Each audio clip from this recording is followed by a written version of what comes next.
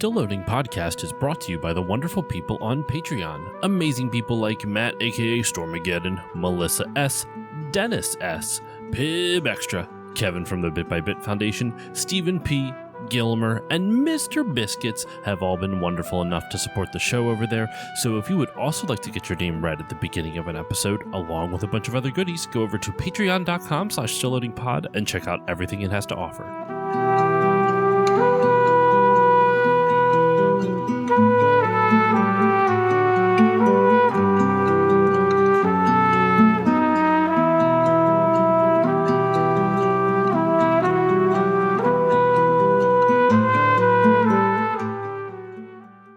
On this episode of Still Loading, this isn't Pokemon.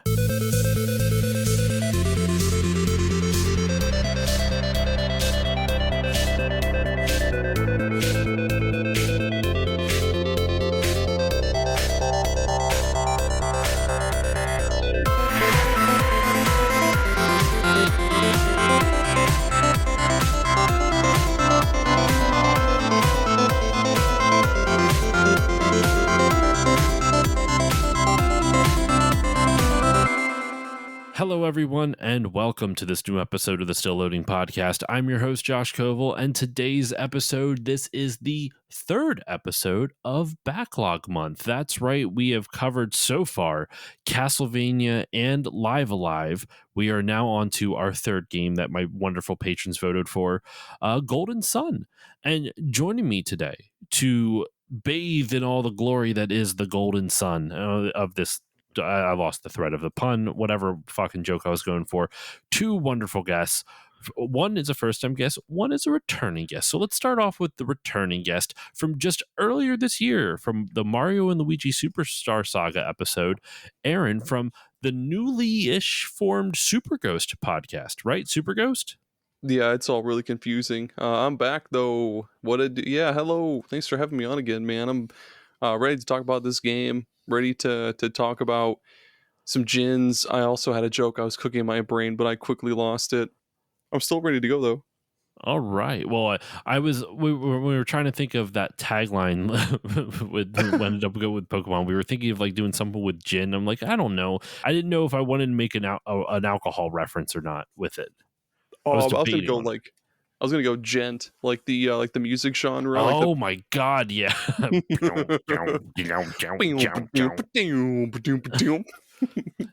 I don't know if my other guest knows of gent music or has ever heard of it, or he's just looking in disbelief or listening in disbelief at how stupid we both are. But first time guest on the show from a novel console is Chris. Chris, how are you doing today? Big alcohol fan over here. Oh man. I was also thinking that maybe we could have done a gin and tonic joke, but you know, ooh, that would be pretty good actually. People just pretend to like gin, so just like they pretend to like alchemy. Anytime I hear the word gin or people referencing the drink gin, I immediately think of that Always Sunny episode where they go to that gin bar and they get shushed by that one guy at the gin bar, and that's like the whole episode is them trying to get back at the shusher. I love that show. Rude man who shushes. It's a little blasphemous considering I'm kind of from the Philly area, right? Like I'm near Philly. Never watched It's Always Sunny in Philadelphia. Oh, dude. Every time I've tried, now granted it was like the first two episodes, and like the show is still figuring out its, you can't judge, especially comedies, right? You can't judge a comedy based off its first couple episodes. Like The Office's first season was rough, and then they found their footing. So I will figure it out at some point. One of my biggest detriments to really buckling down is I've heard all the characters are kind of like not good people, and that's the joke of it. Yeah, they're awful. They're terrible. And I can't stand comedies like that. I can't stand where the joke of it is that they're just all bad people. I need at least one person to like humanize them or to like be like my entry point in, like the everyman entry point. And if every character is a piece of shit, then it's like, well, why am I watching this?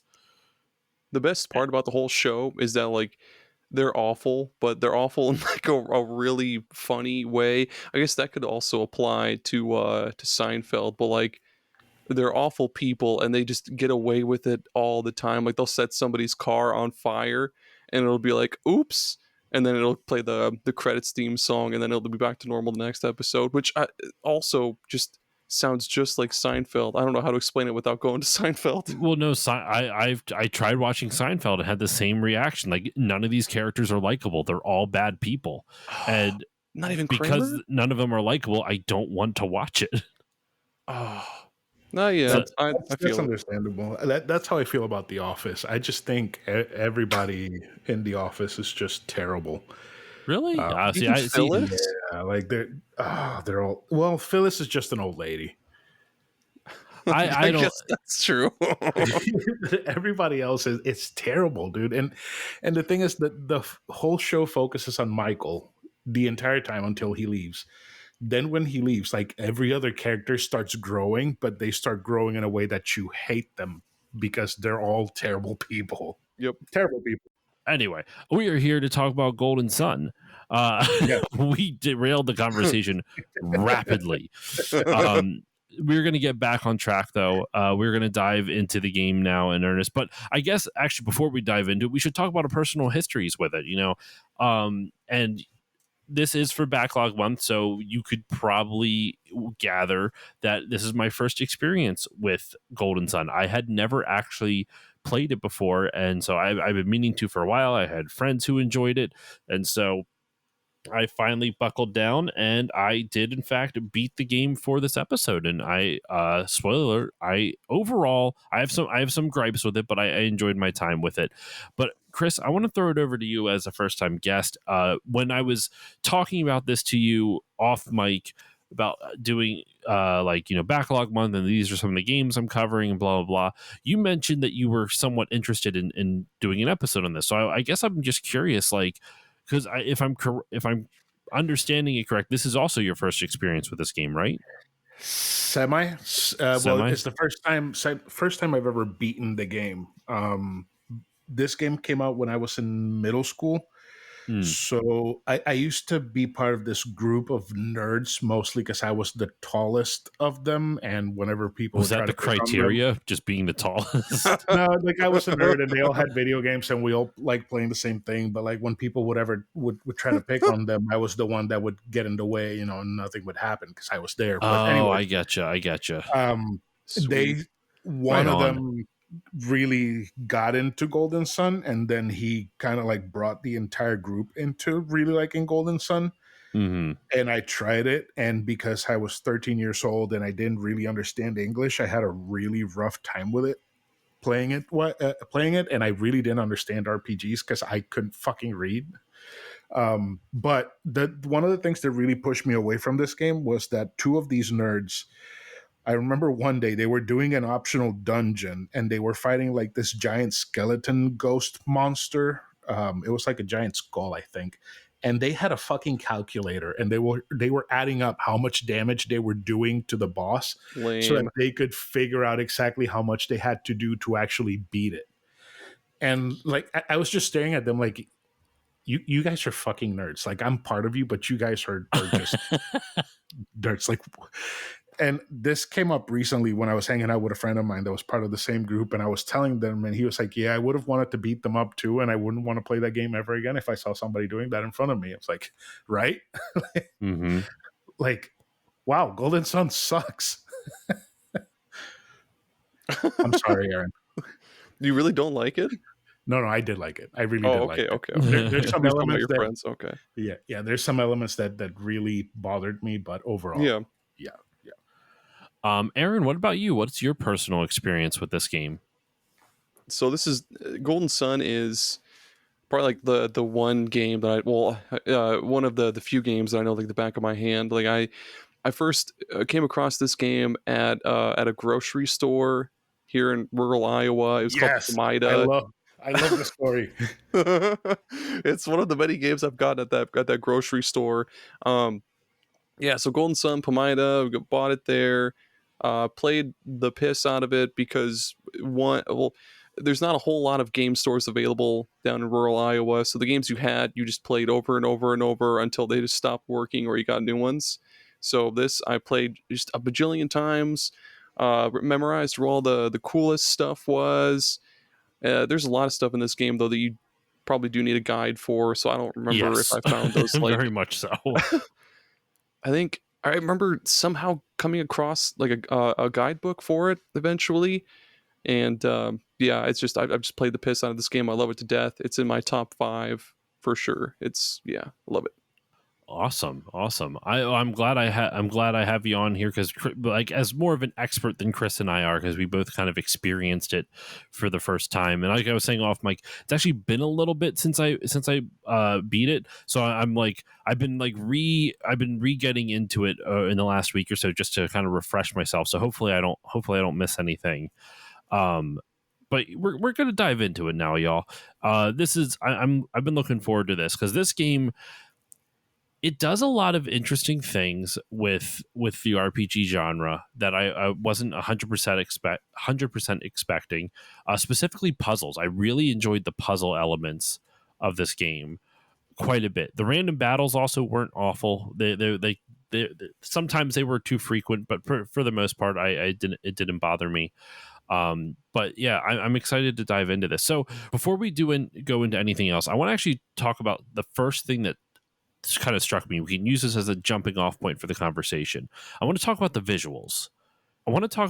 Because the first thing I noticed was the rotating camera in the battle screen. I thought Yes. that was the coolest fucking thing because I had not really seen any other games do that, and now in doing research for this, it's not necessarily new. In fact, the developers of this game, specifically the producer, look, Hiroyuki Takahashi worked on the Shining Force games, and the Shining Force Yep. games do something similar to this, like visual style, in terms of like the kind of like the 3D rotating. Oh, sorry, it wasn't Shining Force. It was. Shoot, there was another game. I even wrote it down. Hold on. Let me see if I can find where I wrote it down. I Was it like thought of Shining in the Darkness or something like that? Or Beyond the Beyond. oh yeah, on the PlayStation. Yeah. Yeah, Beyond the Beyond. They is very similar. Like it's developed by Camelot Software, which is why some of the things are similar to it. But why the kind of like the rotating camera thing is very similar to it. But Hiroyuki Takahashi, the producer of it, did in fact work on the Shining Force games, which we'll get a little bit more into later on. But yeah, I was really impressed by the game's visuals, especially for like a Game Boy Advance game, like where Game Boy Advance pretty much had like Super Nintendo-esque graphics. Maybe they were slightly better. I don't quite remember, but the character designs kind of remind me of a cross between like Squaresoft and Roller Coaster Tycoon. You know what I'm saying? That's an With like, interesting combination. well, think of like the way the way the body shapes of all the characters are in the eyes remind me very much of Roller Coaster Tycoon, but like the hair and the clothes and like the larger sprites remind me of like Squaresoft, JRPGs. It Yeah. reminded me a lot of Legacy of Goku. The sprites for the characters in the overworld. I've never played like it. What system is that for? That's Game Boy Advance too. Okay. Yeah. I don't know why it would remind me of that because I guess Garrett's spiky red hair maybe, but other Yeah. than that, nothing really. But I don't know if it's the way that the pixels look on the characters themselves that remind me of Legacy of Goku.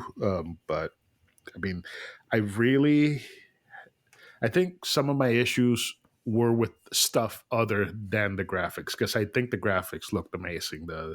From the character models in the overworld, the way the overworld looked, the towns, how the water looked, the way the characters looked when you were in combat, the enemy sprites, when you did the Jin summons.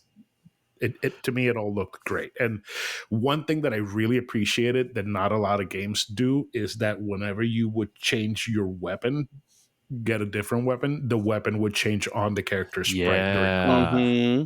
I love that. Even when Like, you're in the inventory, like the little weapon icon or whatever in yes, your inventory, it'll look different, and that's like not a lot of games do that. yeah. And like some axes, like if you get like axe and heavy axe, they're gonna look the same. But if you get like demon axe and holy axe, they're gonna look Mhm. different. So I really like that a lot. Hell yeah. also like the summon thing you mentioned, Chris, is I didn't really experiment with the summons till the end, but when I finally did and saw them, they looked amazing. They looked incredible. And even just like some of the way like they present um some of like you mentioned the towns as well, like all the towns look pretty varied. They I think they do a good job of making the world feel really magical with their the way they show their graphics. Specifically, I'm thinking of early on in the game, you go to a place called Soul Sanctum, and it's when you kind of get to the like we'll get to the plot reason you're there to get like these what is it, these like stars, right? And when you go there, it's it's this awesome looking, almost like how can I describe it? There's platforms of like rock and water, but the water is so dark it looks like the night sky. It looks Yeah. really fucking cool. Like I love the visual looks of a lot of the stuff in this game. The visual look of the monsters are also really nice. My only real criticism of the visuals is that they don't give the djinns any real interesting looks until you summon them. Like they all look the same on the world map. They all look the same depending on which type of djinn they are. And for those who don't know what we're talking about, the djinn is like a it kind of is a little bit like Bunch of Pokemon-esque. Pikachus. Is like a Pikachu? Is that what you said? Yeah, just a bunch of Pikachus. It's Just like a bunch of a yellow Pikachus. Pikachu, a red And Pikachu, a yellow Pikachu, a blue Pikachu, a purple Pikachu. we'll Yeah. dive into all that in just a moment, because normally I don't start off with the visuals, but the reason I wanted to this time is because it was the first thing that stuck out with me when I was playing it.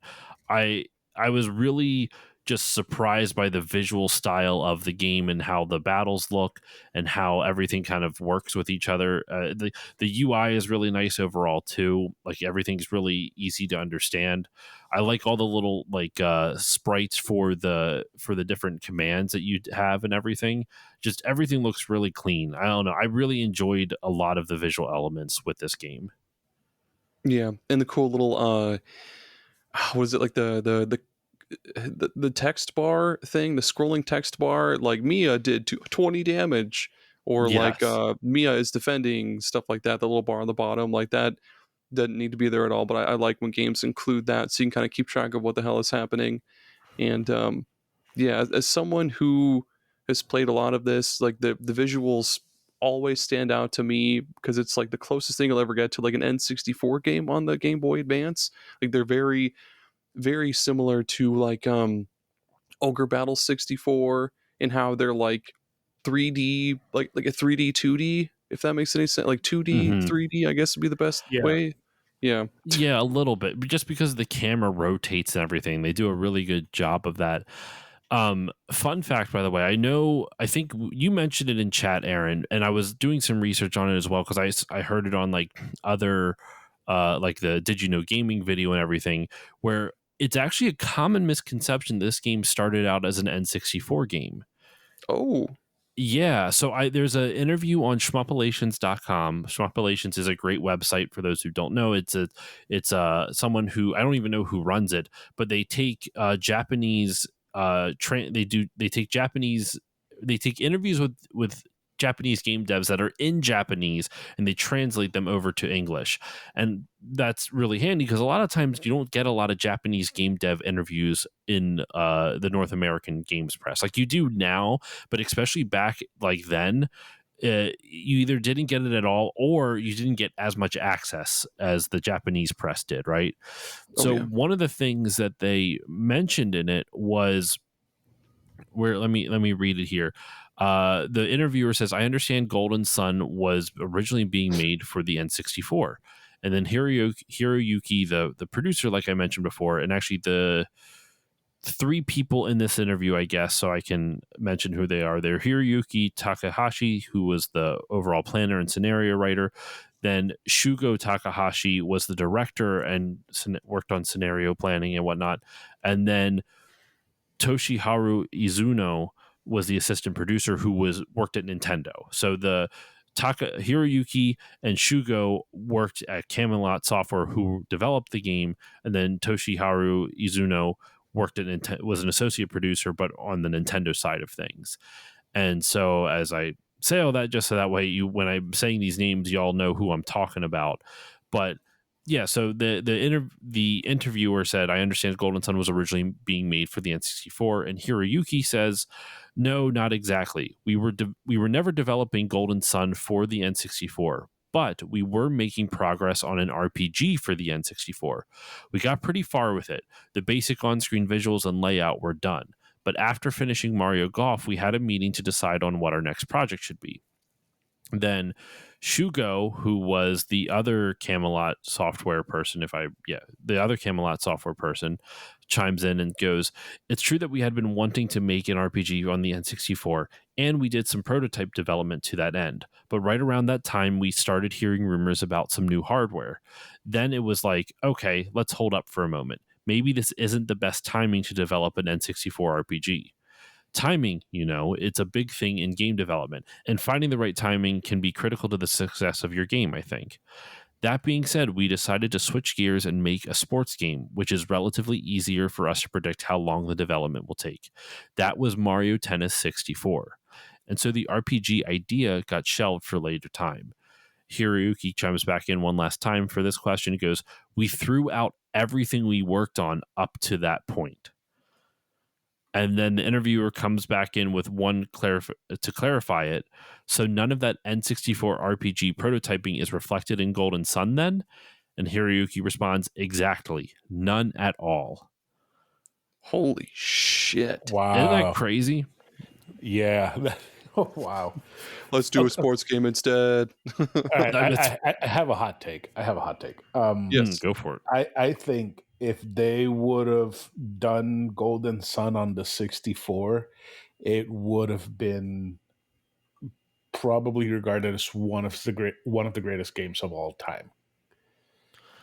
I don't. It's possible. Absolutely. And it would have also what helped. else? You got Ogre Battle, you got Zelda, Well, if you're here's the stretching thing, it, though. and then Quest 64. I don't think it would have done well for them at the time. Who knows what would have happened, now, like 20 some odd years later, games that weren't received well back in the day are now, like, Earthbound's a prime example, right? Earthbound was not received well. It didn't sell well at the time, and now it's, considered a it's a classic, right? Right. This game, I could totally see getting that same treatment if it would have been released on the N64, but it was smart they didn't, because one of the main reasons this game became as popular as it did was because it released early in the life cycle of the Game Boy Advance. Like, the Game Boy Advance came out in 2001. I think I want to say like April of 2001. I can tell you right now. Came out on March 21st, 2001 in Japan, and June 11th, 2001 in North America. Golden Sun came out on August 1st, 2001 Japan, and November 12th, 2001 in North America. So it was less than a calendar year. In fact, it was like 5 months after the GBA's launch. So you have a brand new handheld console with a really impressive JRPG to kick it off, and JRPG fans are going to flock to that type of thing. So I don't know if the game would have done as well if they didn't get in early with the GBA. Because the N64 was dying in 2001, right? Or like, wait, when? Actually, you know what? Let's look up. That already 2001. The GameCube was out already. I think. Yeah. Hold on. Let's see. Mario Tennis, because they switched over to Mario Tennis 64, right? That's what they just said. Yeah. Let's look real quick. Mario Tennis 64 came out in July of 2000, just a year prior. Oh, so that really kind of puts it in perspective, though. Like, if they scrapped everything, if they would have continued development on it, the game wouldn't have come out until 2000 at the earliest, right? And RPGs generally take longer than sports games. So 2000 at the earliest on the N64, which I think by 2000 wasn't doing, like, especially late, like July 2000, the PS2 would have come out just a couple months later. Yeah. So, like, I don't think it would have. I think they were smart to put it on the Game Boy Advance because it gave them early entry and early adoption by new users to a new console. That'd be kind of stretching it too. Like, if they were originally planning to make both games into like one bigger, longer game, that it probably would have taken them a little bit longer than it probably would have been. Probably wouldn't have been out until like 2001, because Lost Age Yeah. is pretty goddamn long. I think Lost Age came out, what, 2 years after the first game, I think. I'll throw it over to you in a second, Chris, because I know you were about to say something. But yes, Aaron, you know what? I can tell you in just a moment when Lost Age came out. Lost Age came out in 2002, just a year later. And to what Aaron was alluding to there, the original Golden Sun and its sequel, The Lost Age, were originally going to be a game. They were going to be one large game together, but due to the GBA's limitations, they had to split it up into two. So that probably would have been all on one, but they split it up to two for that reason. Sorry, what were you going to say, Chris? No, I was just going to say that if they really kicked the shit out of that game, if they got Mario Tennis out mid 2000 and then by the end of 2001 they released Golden Sun, like they must have started either development very early in 2000 or late 99 in order to get that out by the end or mid 2001. And it's I can actually, you know what? I can tell you because in that same interview, Mhm.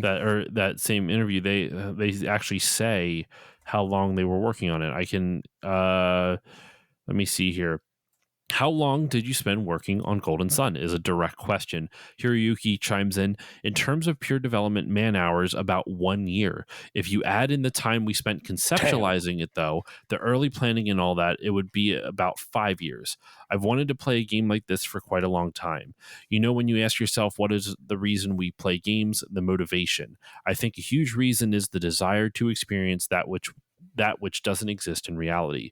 You can be a hero, for instance. Golf and tennis aren't entirely dissimilar, of course, but in an RPG, you can do things that you never could do in golf or tennis. You can live out your wildest and most unreal dreams.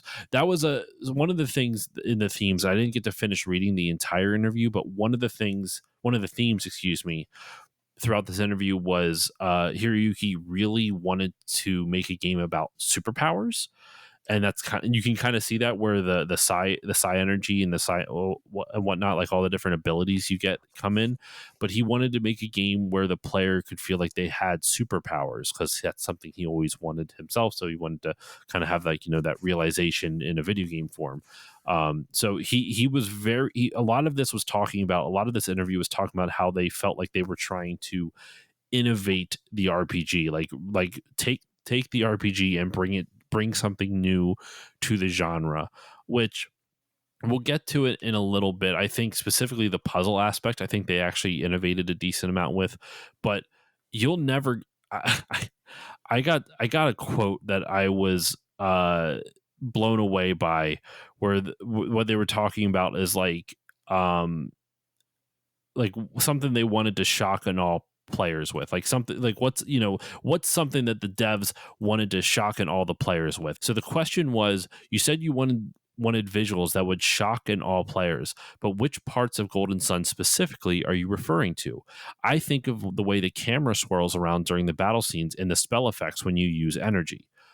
Before I tell you what Hiroyuki's answer is, would you guys agree with that? Like, would that, like, the way that the interviewer described it, of the camera swirls and the spell effects, do you agree with that? Like, as like a shock and awe type of thing? For the time, yeah, Yeah, for the time, especially not now. on the Game Boy Advance, yes, because the Game Boy Advance was what, comparable to a Super Nintendo. Yes. Yeah, and I Yeah. think a lot of the RPGs that you would normally see on GBA or even like on Super Nintendo, it would be just like static images, and then they would just be like bam, they would like move toward each Yeah. other. Like Pokemon specifically, it'd be like Poochyena used bite, and you would just see like the teeth silhouette, and then that's it. But like in Golden Sun, you see the characters run and like dive at the enemy and do a swipe, or they'll do crap, what is it, glacier, and you'll see like stacks of ice forming on an enemy, and then it Mhm. blows away. Or like Yeah. what is it, Ragnarok, that giant sword that Yes, that one's just dope. slams down on an enemy, and it just like pile drives itself further and further into the ground and then explodes. Like, Yeah. that's just, you did not see that shit on like any other game except for maybe Grandia. I mean, I would say Final Fantasy Tactics on PlayStation 1 was kind of, cinematic like that with the Yeah, summons and some of the special abilities, but seeing that on your palm of your hand at the yep. time, granted, I couldn't appreciate it back then, but now, it does look pretty nice. What are these summons I can't read? I don't understand this It's like, summon. why is it not doing damage? Why is it trying to revive this character that's still alive? Oh my god. So what Hiroyuki actually, like, what visual element did they take the most pride in? And this kind of ties into gameplay, I guess, but maybe I should have brought it up in the visual section. Hiroyuki responds, "No, actually, the thing we have the most pride in are the maps." What? Oh, like the world Yeah, map? the map that like is makes no fucking sense, that you can't Hmm. see where, like, I was playing on the Switch, right? I was playing the GBA emulator on the Switch, Right. and that's a bigger screen than the GBA, and I still couldn't figure out where the fuck I was going. The map only helps with general they might as well just tell you go north, south, east, or west, and like in general directions, because you can't, like, only once you kind of figure out you move around the map can you understand, like, okay, I can kind of see the paths on this world map, but otherwise I don't understand what they mean by, like, this world map was like shock and all. Like, was it because it was on the Game Boy No. Advance, because it was something with that much detail ish on the GBA? The other people chime in after Hiroyuki. Shugo says, "Yeah, it's the truth." Hiroyuki continues, "Take your typical town. Visually speaking, if that town doesn't look any more impressive than previous games, if oh, maybe they're not talking about the world map. You know what? I'm literally coming to this realization in real time, listeners, because in this interview he goes, he's talking about the visual looks of the towns. Visually speaking, if that Oh. town doesn't look any more impressive than previous games, if it doesn't have something new, then players aren't going to feel like anything has really advanced with the GBA at all. So the map screens were something we put a huge emphasis on, and getting them to that level that made us go, yeah, this is it. Took over half a year by itself. It was such a strict and demanding process, though. I think the graphics guys cried a lot." That's something that Pokemon Scarlet and Violet could really learn from. Not on Switch 2. Well, no, all the towns still all look the Oh same. yeah, no, they look like crap. Yeah. um, yeah, no, I definitely feel where they're coming from. One of my favorite towns is the oh, I forget the name of the town. I forget the name of it, but it's where you find Mia. It's that like cozy, like wintry town with like the frozen waterfall and Right. Emil. yeah, Yeah. email or Emil or yeah.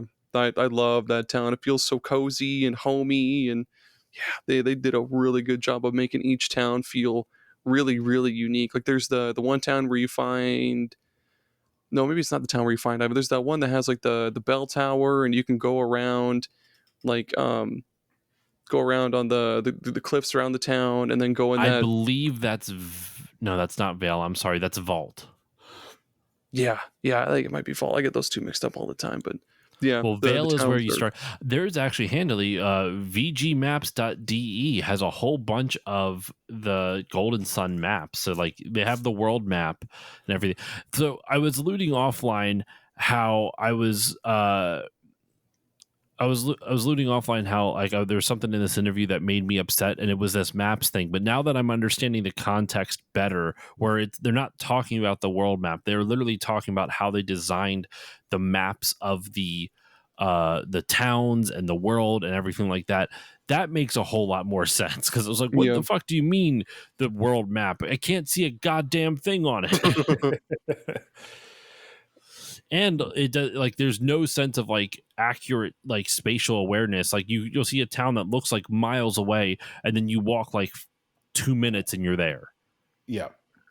Even Fantasy Star 4, which came out in like what 93 or like 93 94, even that was like oh, hey, you guys need to go northwest exactly from this town to reach the next town, and that's where you got to go.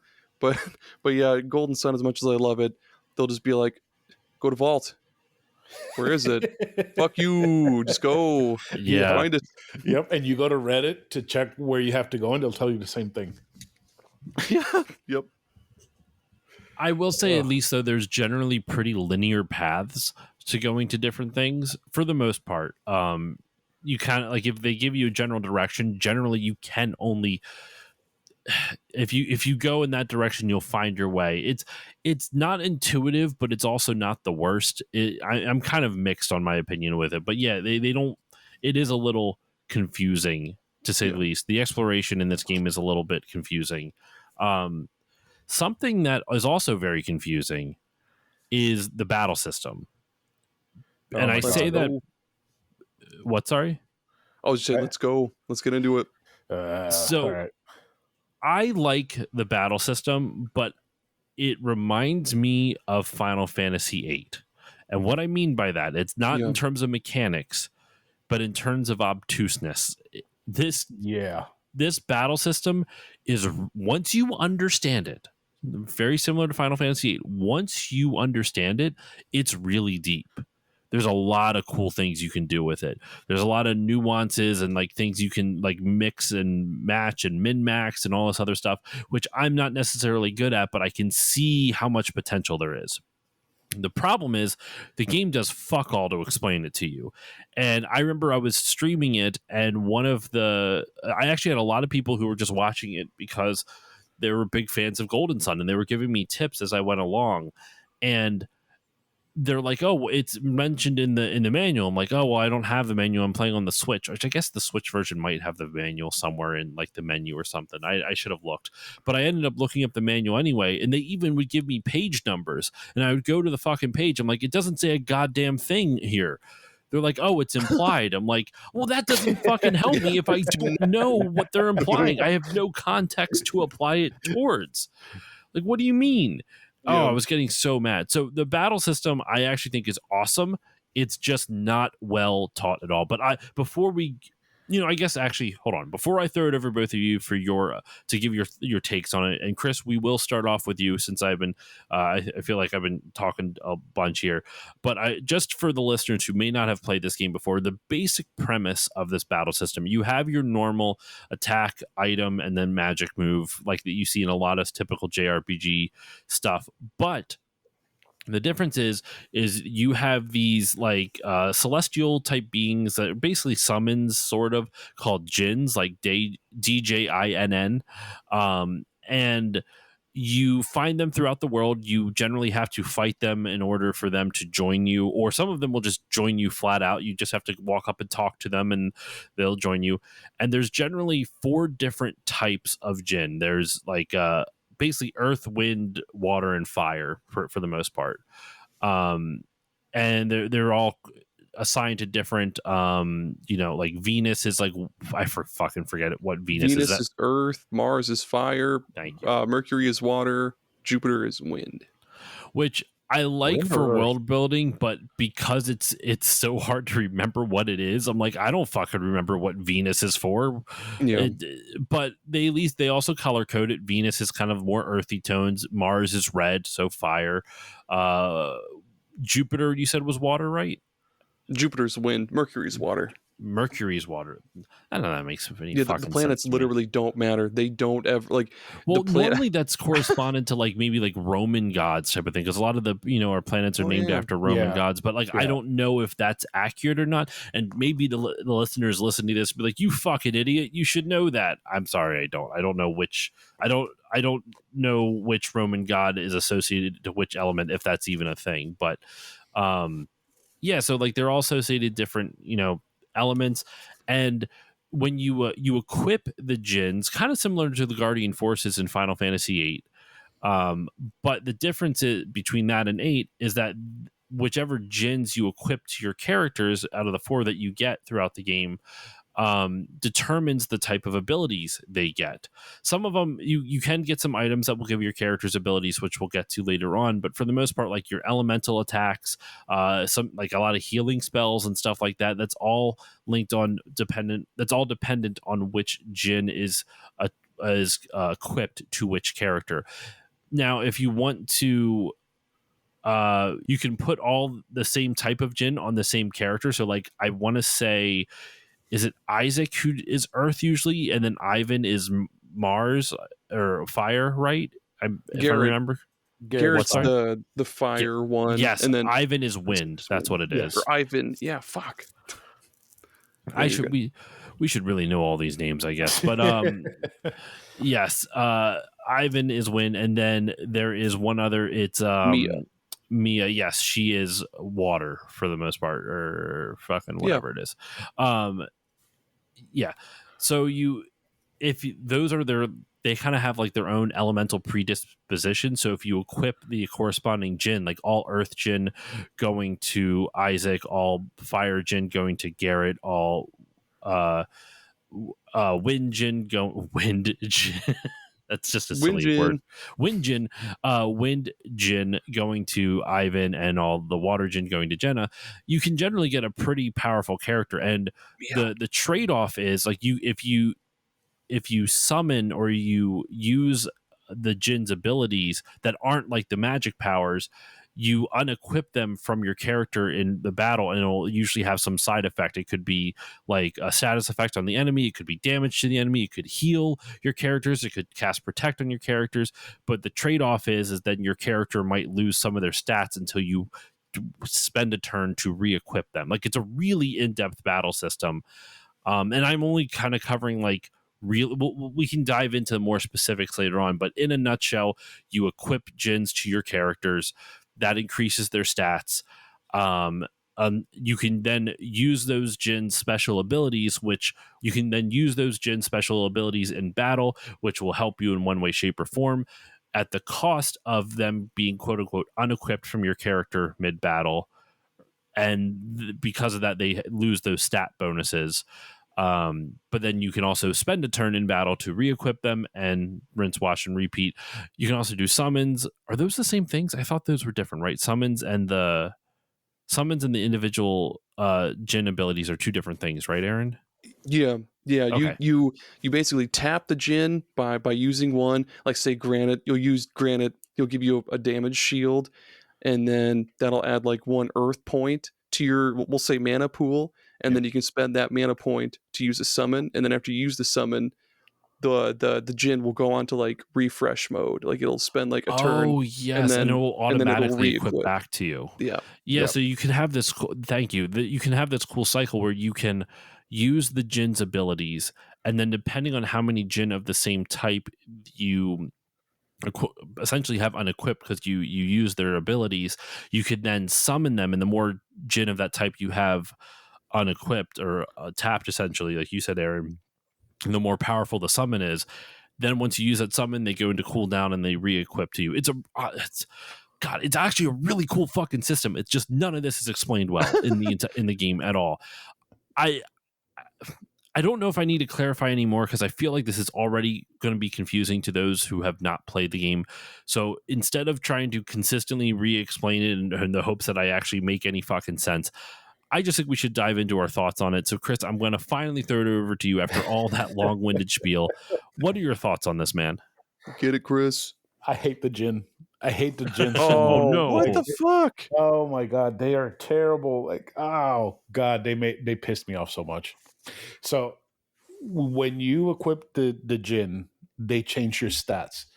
I don't know if when you get all the Jin, if you equip them all same element to the character that the element corresponds to, your stats grow exponentially. But all there of mine is no there's no bonus for equipping like Earth to Isaac or like Fire to Garrett. Okay. So there's no same type attack bonus. Yeah, because I saw one. It was like Wind Jin that if you equip to Isaac, his stats boost like crazy. But then everything you equip to him just like kills his stats. So I was level 28 or 29. I was at the end game, and I had all of the Jin equipped all of the time, and Ivan had like 198 health and like 40 something mana points. Like it was ridiculous. And I didn't realize until I saw on Reddit that somebody says take off all of your Jin so that you have a chance to beat the last boss. And when I did, I just steamrolled the last boss because I basically turns your characters into glass cannons, because you can do the summon and the summon will do a ton of damage, but then you get attacked once and your character dies. That I did not have that that's experience at all. coming from someone who's beaten the game like 6 or 7 times. That you can just do that in battle. Like the Djinn are totally situational. Like, I mean, you can do that, but like, yeah, of course you're gonna die like quickly. Yeah. You could just do like a turn and then wait and then do another one and then eventually build up to the summons and then kind of throw out buff spells. But this is your turn to speak. Sorry, No, you're good. You're good. I don't want to go in. So the last two fights, I beat them by having Isaac and Garrett attack. Ivan would do his thunder spell, and then Mia would heal, and that's how I beat the game. It took me like maybe 2 minutes per fight to beat them because I was insanely overpowered, but the Jinn were killing my stats. And I didn't realize that because the game doesn't tell you, and I don't read. So I didn't notice that every time that I equipped the Jinn, all of my stats went down. All my stats went up when I would equip a Jinn. Yeah, you don't need to equip the like push any button to equip them. Like once they're on your character, boom, they get the stat boost. You don't need to like set them, I think is the correct term. You don't need to set them. So when you set them so that you can use the summon, your stats go down. Yeah, because that's the equivalent. Setting would be like when you use a Jinn in battle, it would be like set or tapped, and then you'd have that mana point. Like you don't need to do that before battle. That's wild.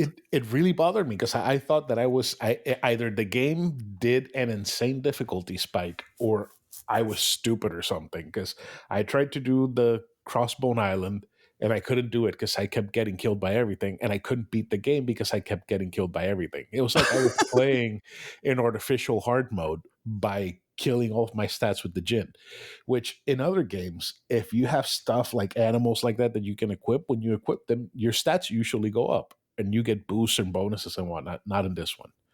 Yeah, you don't ever need to like do anything with the Jinn other than use them in battle. You don't need to set them like pre-battle or anything. That's I would have liked for the game to tell me that, but it didn't. So. It doesn't at all.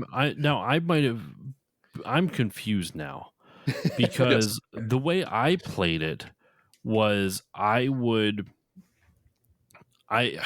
equipped all of my characters had Jinns equipped to them constantly. So if I wanted to tap them in battle, I could use their ability whenever I wanted.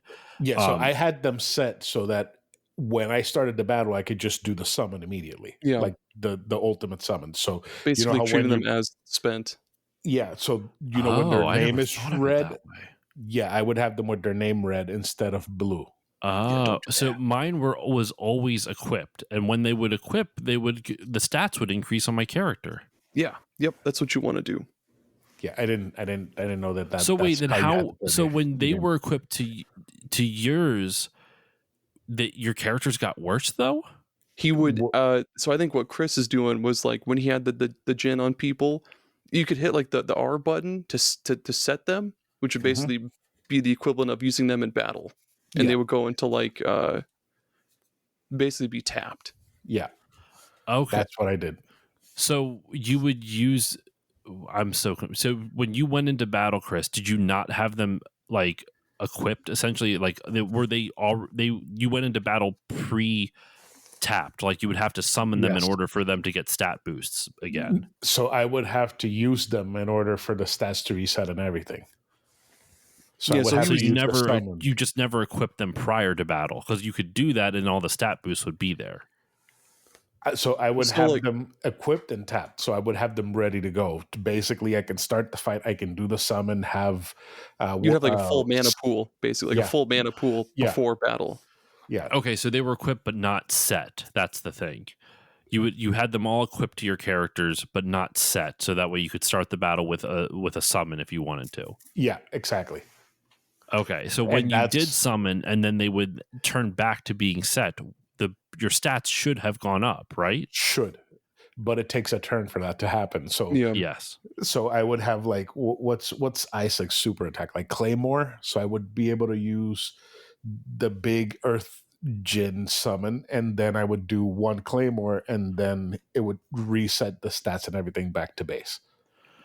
Okay. So this is making a lot more sense why you had so many issues, because I would go into battle with them already set.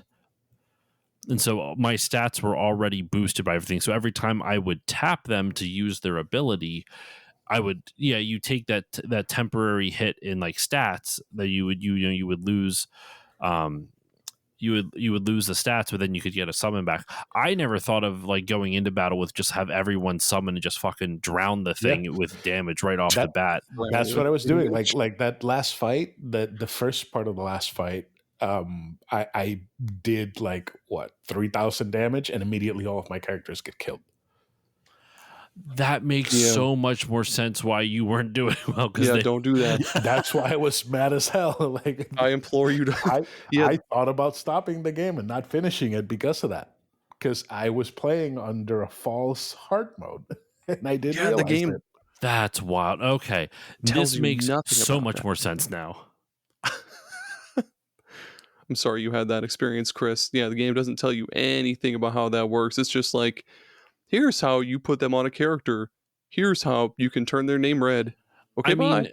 I do. So here's the thing, though. They do show you, like, when you're setting and unsetting them. Because I keep forgetting. I was originally saying equipped. Yeah, there's a difference. You can equip a djinn to a character, but until you set them, nothing really happens. When you set and unset, you can see like your stats on the stats. It'll have like, the blue arrow going up and the red arrow pointing down. And so they showed it to you on the screen every time you set and unset a djinn, what would happen to your stats. Listen, I was clicking the button so fast that I didn't even notice.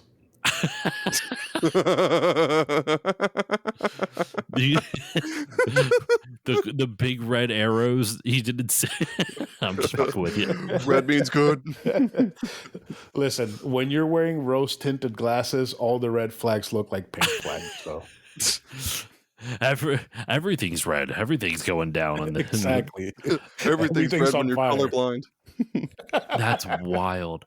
So yeah, I'm going to throw it over to you now, Aaron. I feel like you've already kind of touched on it a little bit, but why don't you talk about what you like about the battle system here?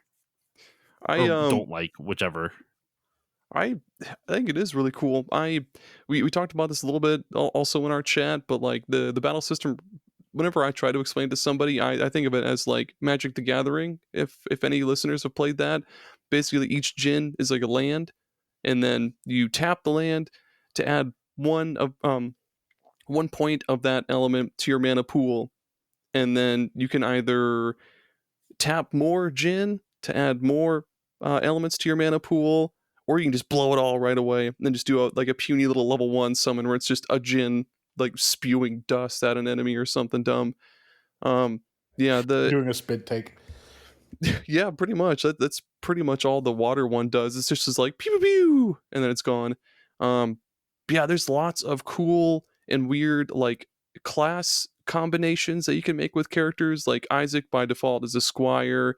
What Mia is like a priest. I forget what Garrett and Ivan are, but you can become a ninja with a cool like shuriken spell that does a good amount of damage. Then just like Magic the Gathering, you can do like solo element classes, duo elements, tri elements where characters have spells of like earth, water, and wind, shit like that. There's just a lot of there's an insane number of classes in the game that you can just discover by accident just by giving Garrett like 1 fire, 2 earth, 3 water, and a wind, and he'll be a ninja.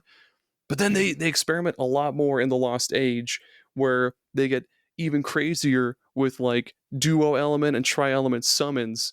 Because like in the first game, all your summons are just like they're all solo color or solo element, like just all earth or all fire. But in the Lost Age, you have there's just stupid amounts of combinations you can make, and I really wish they would have done that in the first game too. But still, a lot of cool experimentation in the first one. Is there an Earth, Wind, and Fire thing Do you combo? remember? Exactly. Will they start singing to me if I make that one?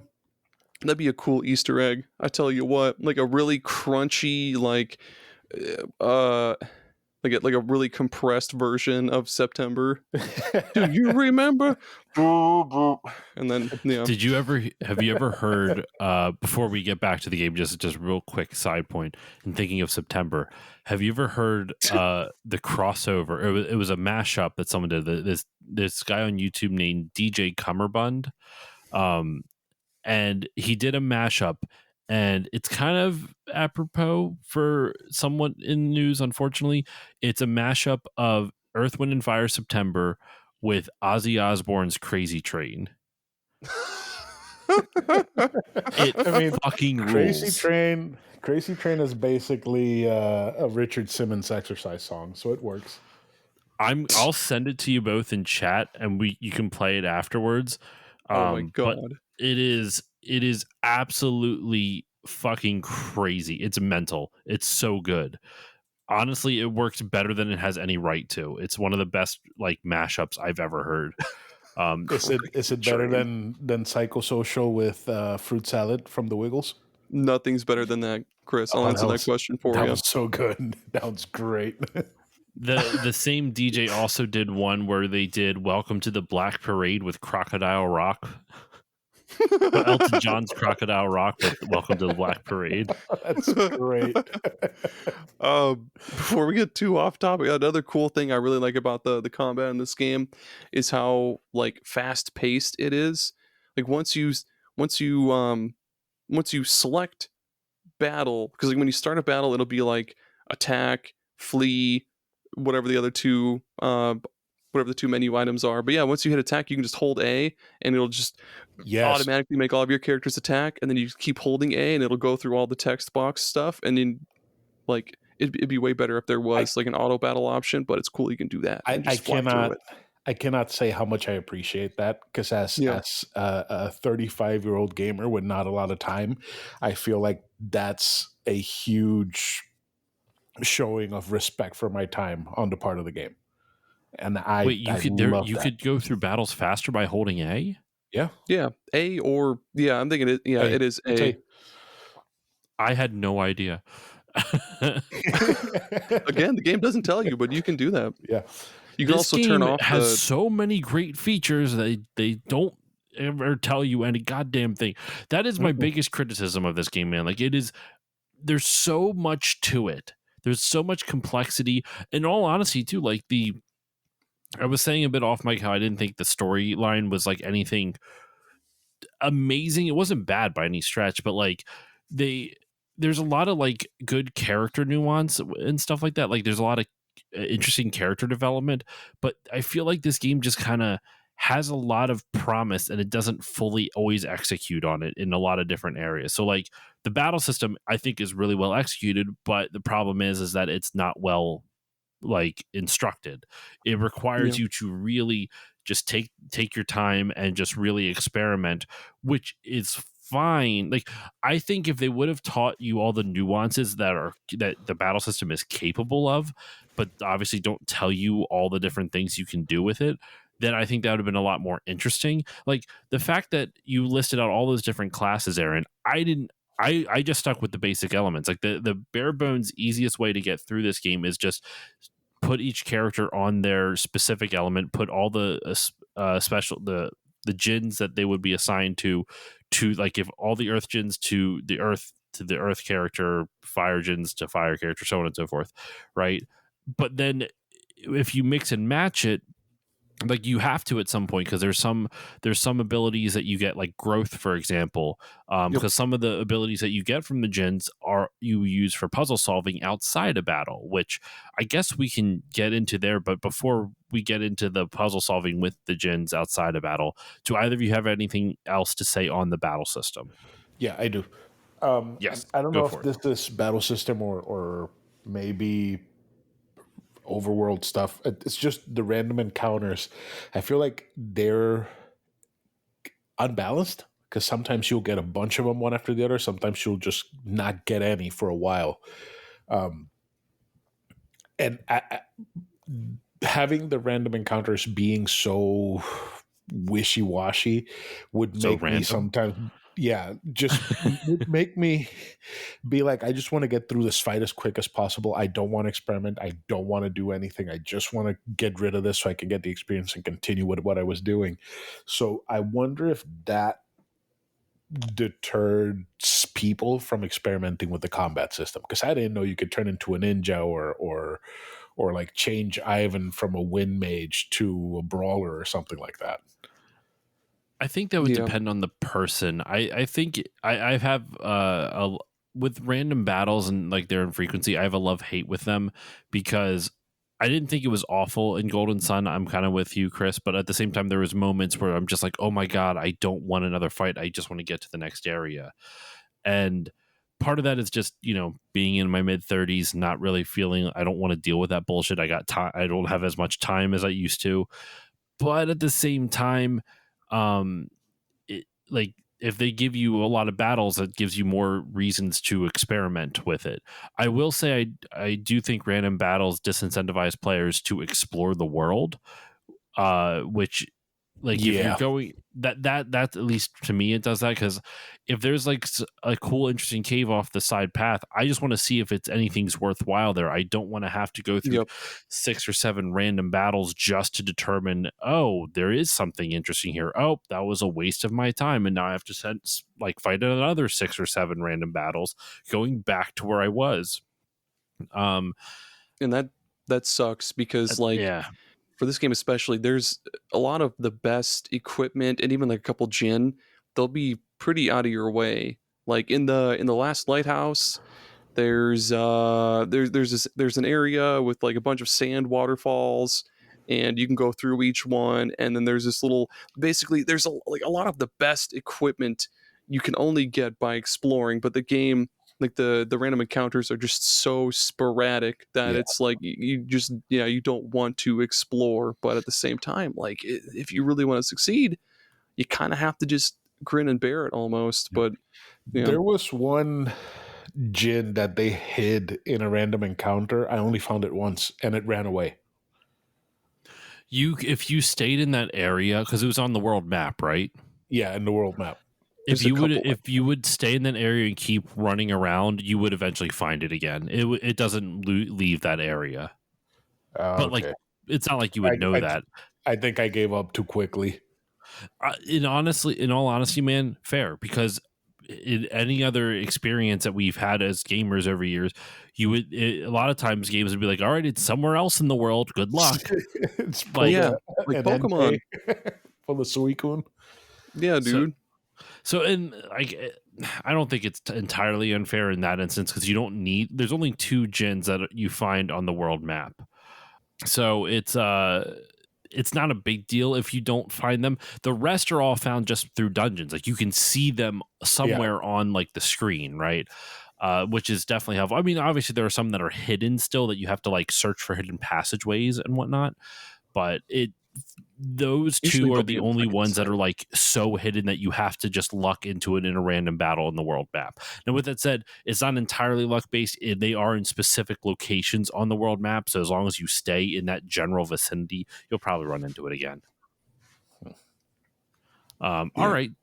So unless either of you have anything left to say on the battle system, I want to talk about the puzzles. Yes. I really like the puzzles in this too. I will say the puzzles are much better. Unlike the battle system where it's super deep and there's no explanation of how to actually learn how to use it, the game does a great job of explaining to you how the puzzle solving in this game works using the abilities from the Jin, and how then there are some puzzles, like for example the growth ability, right? Like if you do what I did and you line up all the characters with their elemental Jins, you don't get the growth ability at all. You have to mix and match. So there are some abilities to solve puzzles where you have to do some mix and matching. But in Golden Sun, there are lots of areas on the map where like you might have to use a freeze spell to take a puddle of water and freeze it into like a pillar of ice, or you might have to use a growth ability which will then take a little seedling and it'll sprout it up into a vine that you can climb, or it'll lift up rocks for you to pass under, or push statues to the side, or push like other boulders into gaps for you to walk across. Then there's a lot of puzzle solving elements where you use the abilities from the Jinn to be able to solve it. And something we didn't touch on in the battle system, but I think it's more applicable here, is that in order to use your spells, you do use psi energy points, and psi energy is the ability, is what the magic that your characters can use, all the magic the Jinn give you. And in this, psi energy, like it's basically is serving as your magic points, your MP points that you see in other RPGs. However, while you do need to use psi energy for the puzzle solving, to use the spells to, like, the free spell that you can use to damage an enemy in battle, you can also use to freeze a pillar of ice, or a puddle of water into a pillar of ice. But you can recoup that psi energy just by walking around. Just by moving, it will grab. It's not like at a breakneck pace. You have to walk around a little bit, but you do have to walk. You can walk around a little bit, and it will increase your psi energy slowly. So the game, it's literally impossible to run out of psi energy, technically, because you can always just walk around and get more. Now, with that said, you do run into the risk of getting into random battles, and then if you're low on health and you have no psi energy to heal yourself, you better hope you have items. But I think they found a really good balance of making it that, like especially later on in some of the bosses, I found myself having to balance a little bit of my psi energy, but not too much in a way that felt unfair. Between using it for the puzzles and using it for the battles, I thought the psi energy balancing in terms of how fast it replenishes versus how fast you use it, I thought was really good. And when you use it outside of battle for these puzzles, I was always thinking like, oh man, I'm just wasting my psi energy here. This is going to be a pain. By the time I get through this fight, this area, I'm going to have to get into a fight, and then I'm going to have no psi energy. But because it replenishes when you walk, it never really, that problem never happened, at least for me. So yeah, that's kind of how the problem solving, the puzzles, excuse me, in this game kind of exist. But since I started with Chris first last time, Aaron, I'm going to throw it over to you. What are your thoughts on the puzzles in this game? I think they're really fucking cool, especially like JRPGs don't have a lot of, well, I guess like the Lufia series, they dabbled with the puzzles in the overworld, and those were really cool. But yeah, they're, some of them are really intricate in Golden Sun. Like when you get to the gauntlet, like the tournament thing, you have to really know your spells and how to use them and when to use them and stuff like that. That's really cool. But yeah, like you were saying, you can gradually recover the I always called it synergy. Yeah, I don't know what the I don't correct know. I always pronunciation thought it was is of the synergy. word, but Well, yeah. that's how I pronounce it as well. Excuse me. Yeah, I, with how often, or sorry, with how you regain um your synergy points, or we'll call it PP, with how you regain your PP while walking. The game also really loves to throw synergy crystals at you, like pretty close to a boss or like before a boss, so you can recover all of your PP and then heal up or just save it all for a boss. So yeah, the game is pretty freaking fair with letting you use your spells as generously or as often as you want. And also, there's a lot of cool weapons that you can get in stores, like in the artifacts section, or even just like in chests. Again, you have to explore and find these cool weapons in chests. But like when you do an attack, if you get, I think it's like a crit or something, your character will unleash a cool special attack with certain weapons they have equipped. Like there's one Ivan gets early on, or well, not Ivan, anybody. I think Ivan or Isaac can equip it, but there's like a thief's sword that'll do like a double slash when you get a crit. Later on, you get some really cool ones, like you can get like a mace that does like an ice ball that explodes. So you kind of don't even really need to use spells. You can just have your characters attack if they have cool weapons equipped, and they can do one of those sweet special moves. And yeah, there's a couple of spells that you only use for puzzles like twice, like the invisibility one. You only use that like twice. I think the other one is either lift or carry. You only use it like twice, and the game's like, that's enough of that. So like, yeah, they do a lot. I feel like I'm going to say this a lot, but they do that a lot more in the Lost Age. Like a lot of these mechanics that you see in the first Golden Sun, they do a lot more within in Lost Age. But yeah, the puzzles are super fun to figure out and goof around. Well, not goof around, but fun to figure out. What about you, Chris? What are your thoughts on the puzzles? There's one other thing I want to bring up, but I want to make sure if one of you doesn't bring it up, I'll bring it up. But I want to throw it over to you first, Chris. What are your thoughts on the puzzles? Generally, I hate puzzles in games. I feel like they don't make sense, especially if you're chasing after a group that's ahead of you and the puzzles are still not done. I just don't like them generally. Point. Breaks immersion. That's a good point. Right. I do, however, did like the whole Colosseum fight that you have to solve puzzles in order to get ahead in the Colosseum. That was exactly the thing I was going to bring up if one of you didn't. Yeah. I loved that. That's the name, Colosso. Yeah. I thought that was really cool. I thought that I save stated the whole thing just to make sure that I won the entire thing correctly. Yeah, the game's like, I want you to cheat to win this. Please cheat to win.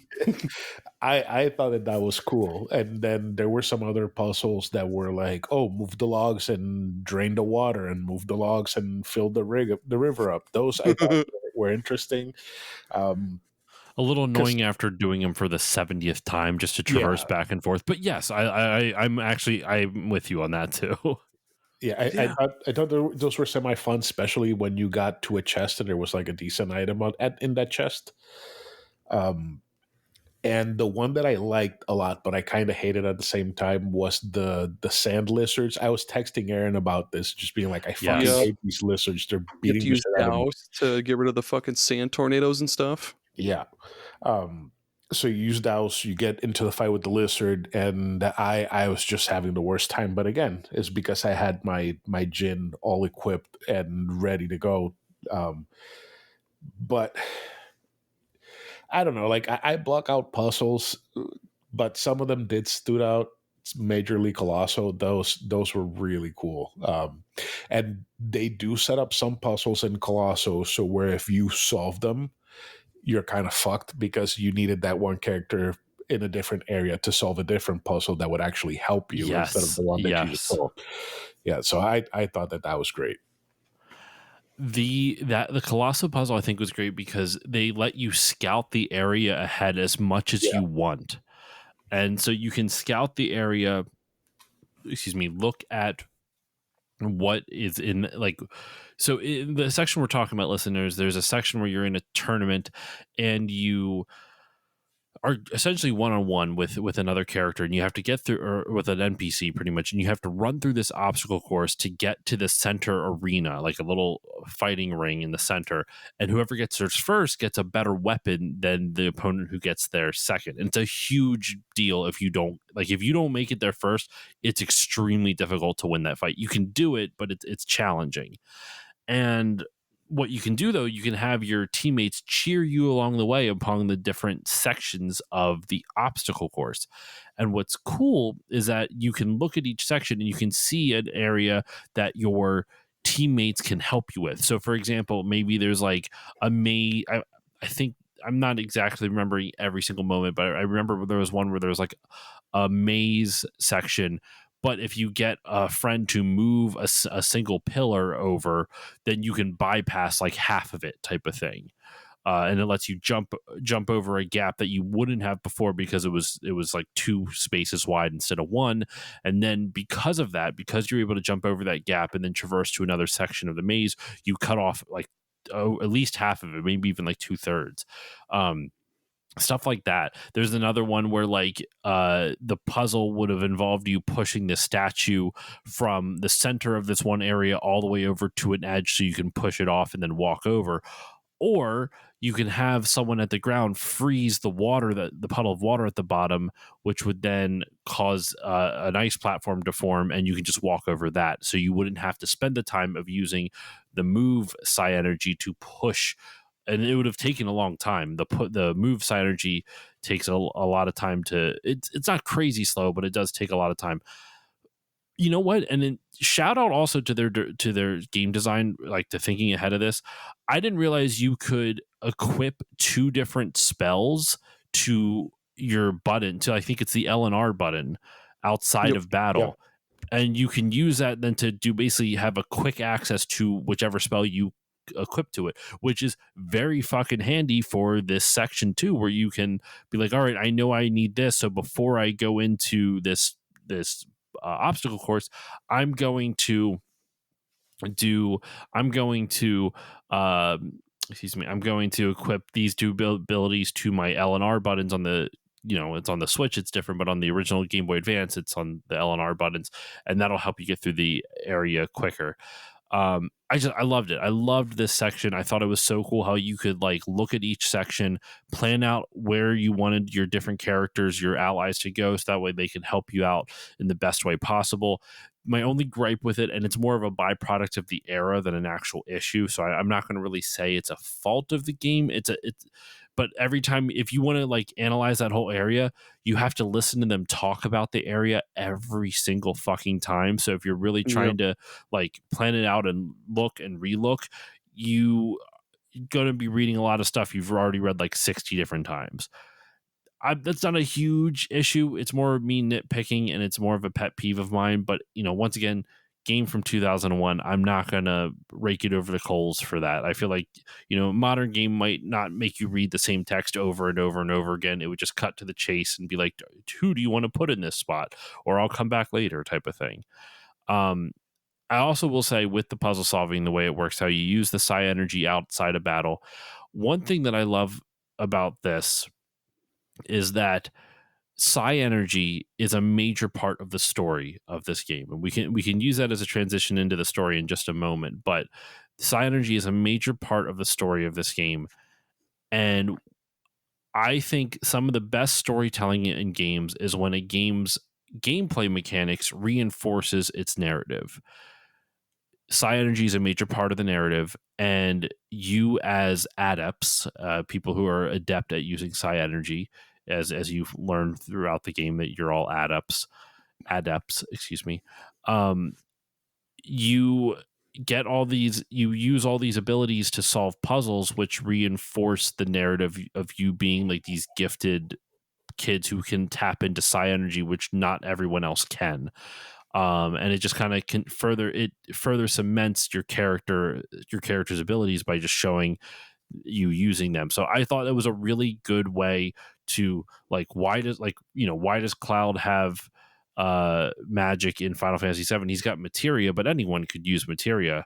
These characters are special because they can use their adepts, right? So I thought it was a really cool way to reinforce the narrative through gameplay by having your characters be able to use their psi energy both in and out of battle, and it constant reminder of their abilities as you play through the game. I thought that was awesome. Yeah, and they reinforce that a little bit with the Jin too. Like when you, kind of like you first meet the Jin, and it's like, hey, okay, cool, I'll join you, and then like as you go through the game, you start to realize that like the only reason these characters even stand a remote chance against Sataros and Minardi, and even like at the end with the Fusion Dragon, the only reason they really stand a chance is because like they have the Jin, and like they've kind of like trained their synergy powers as they go along. Like they're getting better at using them, but like they just barely stand a chance there at the end because they have the Jin, and because of how weakened Sataros and Minardi are by the letting that what the Venus Tower, I think is the last one you're on. Yeah. I mean, I can Oh, tell no. you those towers at the end were confusing. I was confused by the narrative of this game. like I don't know if it's because I had a slightly disjointed play experience. I started at the beginning and then I got sidetracked by something else and then I came back to it. So that is on me. I was confused by the narrative of this game, but before I dive into that, any other thoughts on the puzzles before we move on? Nope. No, all right. You all know how much I love video game history. It's a pretty big focus on my podcast, but I also love history in general. You know, the real life history that inspires the worlds and settings from some of our favorite games. Echoes of History is a podcast that does just that by bringing on historians and experts to dive into the real historical events that inspired the Assassin's Creed games. I always say one of the most important aspects of learning about video game history and preservation is preserving and understanding the context of games. Echoes of History is something very much in line with that. By covering the historical context from the Assassin's Creed games, we get a better understanding of the world that those games are set in. Go check out the Echoes of History podcast wherever you get your podcasts, and I promise you will learn something new. You know what? Before we do narrative, we should at least talk about the music, at least touch on the music. Yes. Because I feel like the narrative we want to stick to the end, just for those who may not have experience yet. It'd be weird to talk about the narrative and then be like, oh yeah, music, by the way. So let's talk about music. This soundtrack fucking rules. It's great. I really like. There's so many things I like about this game, and I've been gushing over it throughout the episode. The soundtrack is really, really good. Isaac's theme is great. Smooth McGroove on YouTube does a fucking banger of a cover of it, like an acapella cover of it. It's flat out good. I like Vault's music a lot from what I remember. I'm gonna have to re-listen to some of the stuff while y'all are talking just to remember some of my favorite elements of it. But yeah, I can do some acapella ones for you. You got some what? I can do some acapella ones for you. I'm good. Yeah. but no, thoughts on music. If either one of you want to jump in. I'll start because I don't have much to say. I am really bad when it comes to video game music. Like I enjoy it during the playtime, and unless it's something incredible like Persona 3's OST or Persona 5's I'm with OST, you on that too. I completely forget it as soon as I turn off the game. So I do remember it not being awful. I did like the sound effects of when you were fighting and attacking and everything. Particularly the sword slashes and all that. I thought it was pretty cool. And like whenever you would use psi energy and you would move stuff or like use the tornado to flap the leaves away. Like I did like all the special effects, but the music itself, like I have nothing in my head for it. Not even the battle theme. I couldn't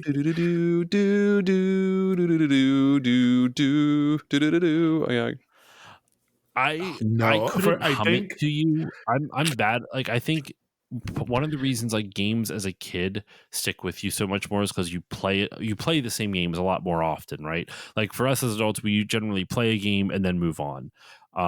So unless a game like a soundtrack really is like fucking mind blowing, it's hard. I can't speak for you, Aaron, but it seems like Chris and I are kind of similar in that it's hard for us to like really recollect it. But like when I listen to the soundtrack for it, like just even the little bit you kind of hummed and sang there, Aaron, I was like, oh yeah, the battle theme is really like it's one of those things where it's like I'll listen to it, I'm like, yeah, this is really nice. Like I literally am playing the Vault music in my you guys can hear it, but in my headphones, I have it on in the background, and it's so wonderful. It creates such a warm feeling for the town. There's just like the music's really good in general. So like I try to think of the battle theme, and for some reason the only battle theme I can think of is the one from Tales of Symphonia. And I haven't played that game. I don't remember that game in like 20 years. And for some reason that's the one popping up, seeing Isaac, Garrett, Ivan, and Mia attacking a monster. Like I suck at video game music. It just doesn't stick. That's fair. That's fair, man. I fucking, yeah, just like Josh, I love this fucking soundtrack, dude. I mean, granted, I've played the game like a bajillion times, but I love all the tracks so much. Like, yeah, the battle theme fucking rules. I think I've talked with Retro Hangover Chris about this soundtrack a lot, especially the battle theme. But yeah, that battle theme spanks. The final battle theme also spanks hard. And the like the normal town theme where it's got that like windy flute, it's like do. Oh my god, it's so good. And the Colosso theme, that's another good one too. I couldn't hum that one for you. I forget it off the top of my head, but I know that's one of my most played tracks on YouTube Music probably. It's I all can good. hear a little bit more of it, like after you even hum that little bar there. I'm just hearing more of it as it goes on. It's just a good soundtrack, man. It works really well. Who's, you know, we should at least shout out the composer for this, right? You know, we're praising it. We should at least shout it out. It's Motoi Sakuraba, and Motoi Sakuraba also has worked on a number of other games. Obviously, they worked on Mario Golf and They did Shining Force, which Oh, good soundtrack too. I should have said it in the beginning. I touched on a little bit. The producer of this game, Hiroyuki Takahashi, that man has RPGs in his blood because he worked on Dragon Quest IV as an assistant producer, but back on the Famicom, right? So back in 1990.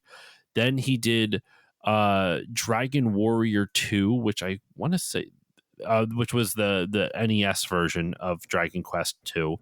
Yep. But then he did Shining in the Darkness, which was the spiritual predecessor to the Shining Force games. And then he left Sega after, or I guess not Sega, sorry. Who developed Shining Force? Yeah, it was published by Sega, but developed by Oh, Sonic. Climax. It was developed by, actually, okay, that's interesting.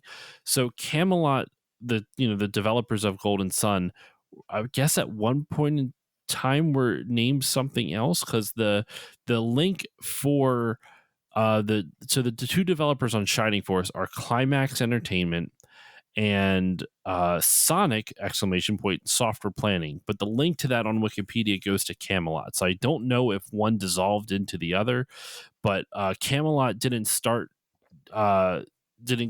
get created until 1994, and that was when Takahashi, not Shugo Takahashi, is the founder of it, but Hiroyuki Takahashi just joined in 1994, I would assume, and then worked on continue to work on Shining Force, and then obviously Mario Golf, Mario Tennis, the Golden Sun games, including the last Golden Sun, which is Golden Sun Dark Dawn, which came out on the DS. Kind of one of the reasons it didn't do so well, it was a late entry into the DS, because remember, the DS came out, I think, in 2004. When did the DS come out? I think Force right. Yeah, 2004. I was right. Yeah, came out in 2004.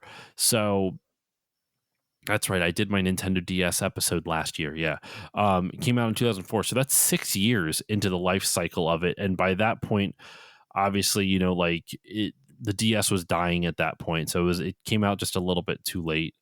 But yeah, like Hiroyuki Takahashi, like he was a producer on so many games. His most recent stuff, obviously Camelot, still is working with Nintendo. I guess they're kind of like a second party developer at this point.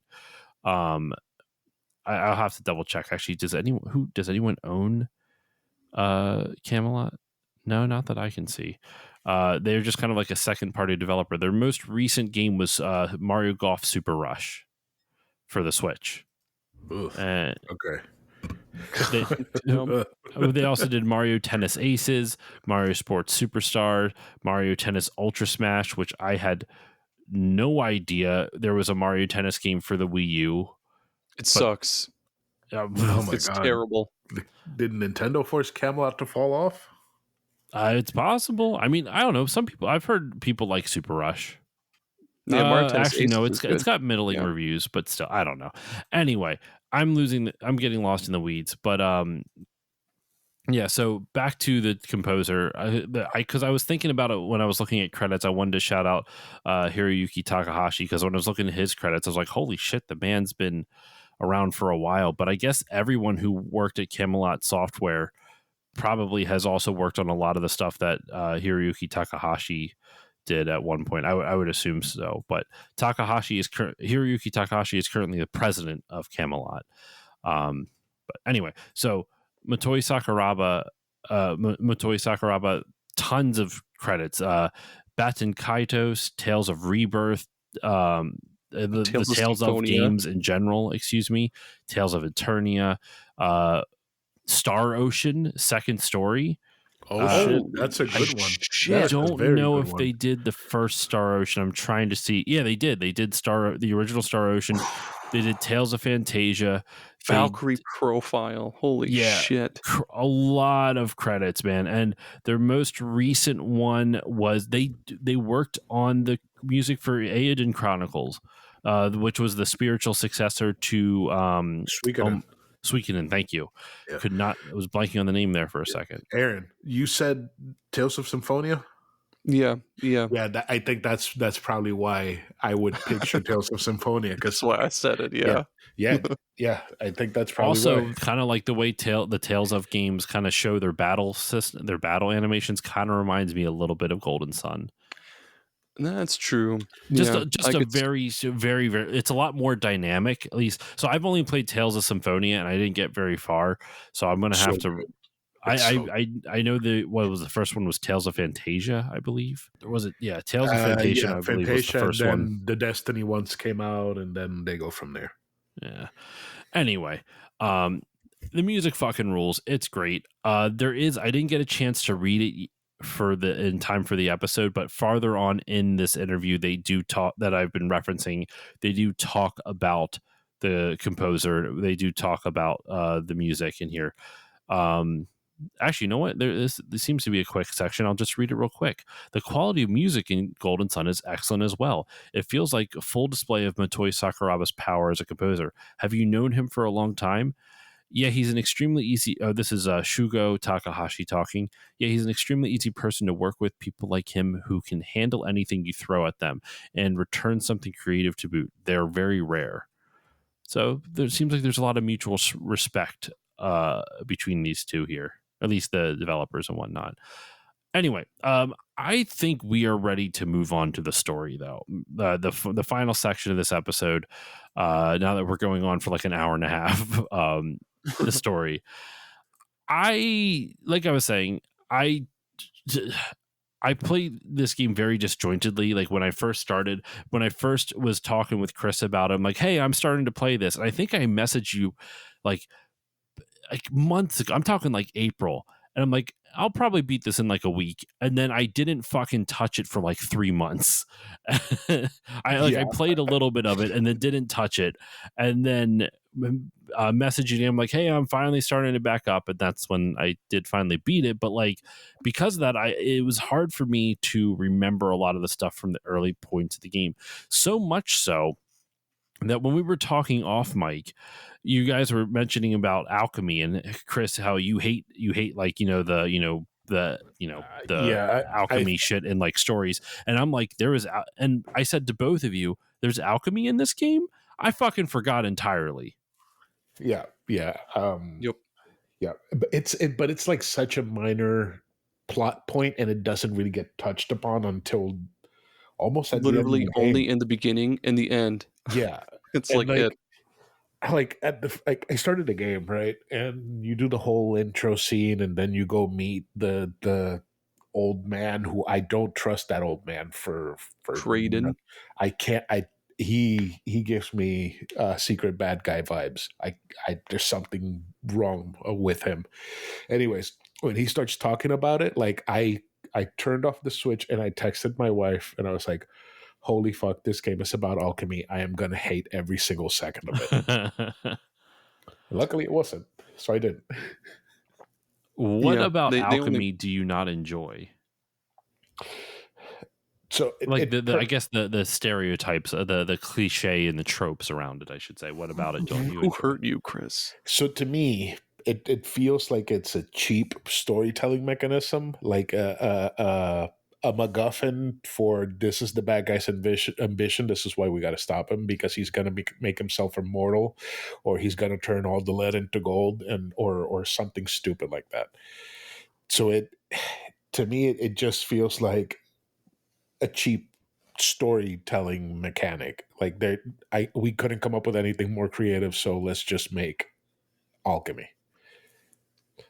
I did a little bit of reading about the alchemy in Golden Sun, just off the Wikipedia page, and so matter consists. This is in Golden Sun. Matter consists of any combination of the four elements: earth, fire, water, Jupiter, September, whatever. These elements can be manipulated by the now lost powers of alchemy. So it just sounds like if they bring back alchemy, you can basically bend matter to your will. So exactly what you're saying. Like, yeah. I mean, okay, so to be fair with Golden Sun, making it so that it has to be the four main elements that you would have to manipulate. It can't just be anything you find on the floor. There's restrictions to it, so it's a little bit more interesting. But in the end, it's still just they're trying to get the Philosopher's Stone, and maybe in this game, it's not kill 100,000 people and take their blood to make the stone. It's light the four lighthouses so the stone can show up.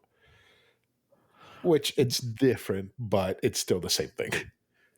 So that's what confused me in speaking of the, like, lighting the lighthouses. I was so confused by this because, so, all right, the plot of this game, I have such a hard time recollecting. Like, even reading the plot synopsis on Wikipedia, I'm like, that happened then. So, like, for example, in the game's prologue, in the prologue of the game, where there's these two villains, you don't know who they are yet, but you find out later on they are Saturos and Minardi. I don't believe you know their names at that moment. You find out later on, though. They are going to the top of Mount Aleph, which your town Vale is at the base of, and they are going to this, like, temple type of thing to get to essentially get these different stars, like these the stars of the elements, kind of tying into that elemental thing, the alchemy thing again. And I didn't know this, but in the prologue they try to do it, but because they can't, they set off traps, it causes an eruption in the volcano, which apparently Mount Aleph is a volcano. I guess it's kind of smart to, if you're going to hide something with that much power, hide it in a volcano to keep it away from people. But it erupts, and it causes, like, a thunderstorm and a rock slide and all this other stuff, and the town gets pretty much like it. There's a lot of dramatic moments in the early parts of the game where, like, you're trying to, like, get out of the town, but then, like, people almost drown, and specifically one of your friends, Jenna, her brother Felix, Felix. Yeah, Felix. Okay. And Felix, you think, dies. Isaac's dad dies. Isaac, you're the main character, and then both of Jenna's parents also die.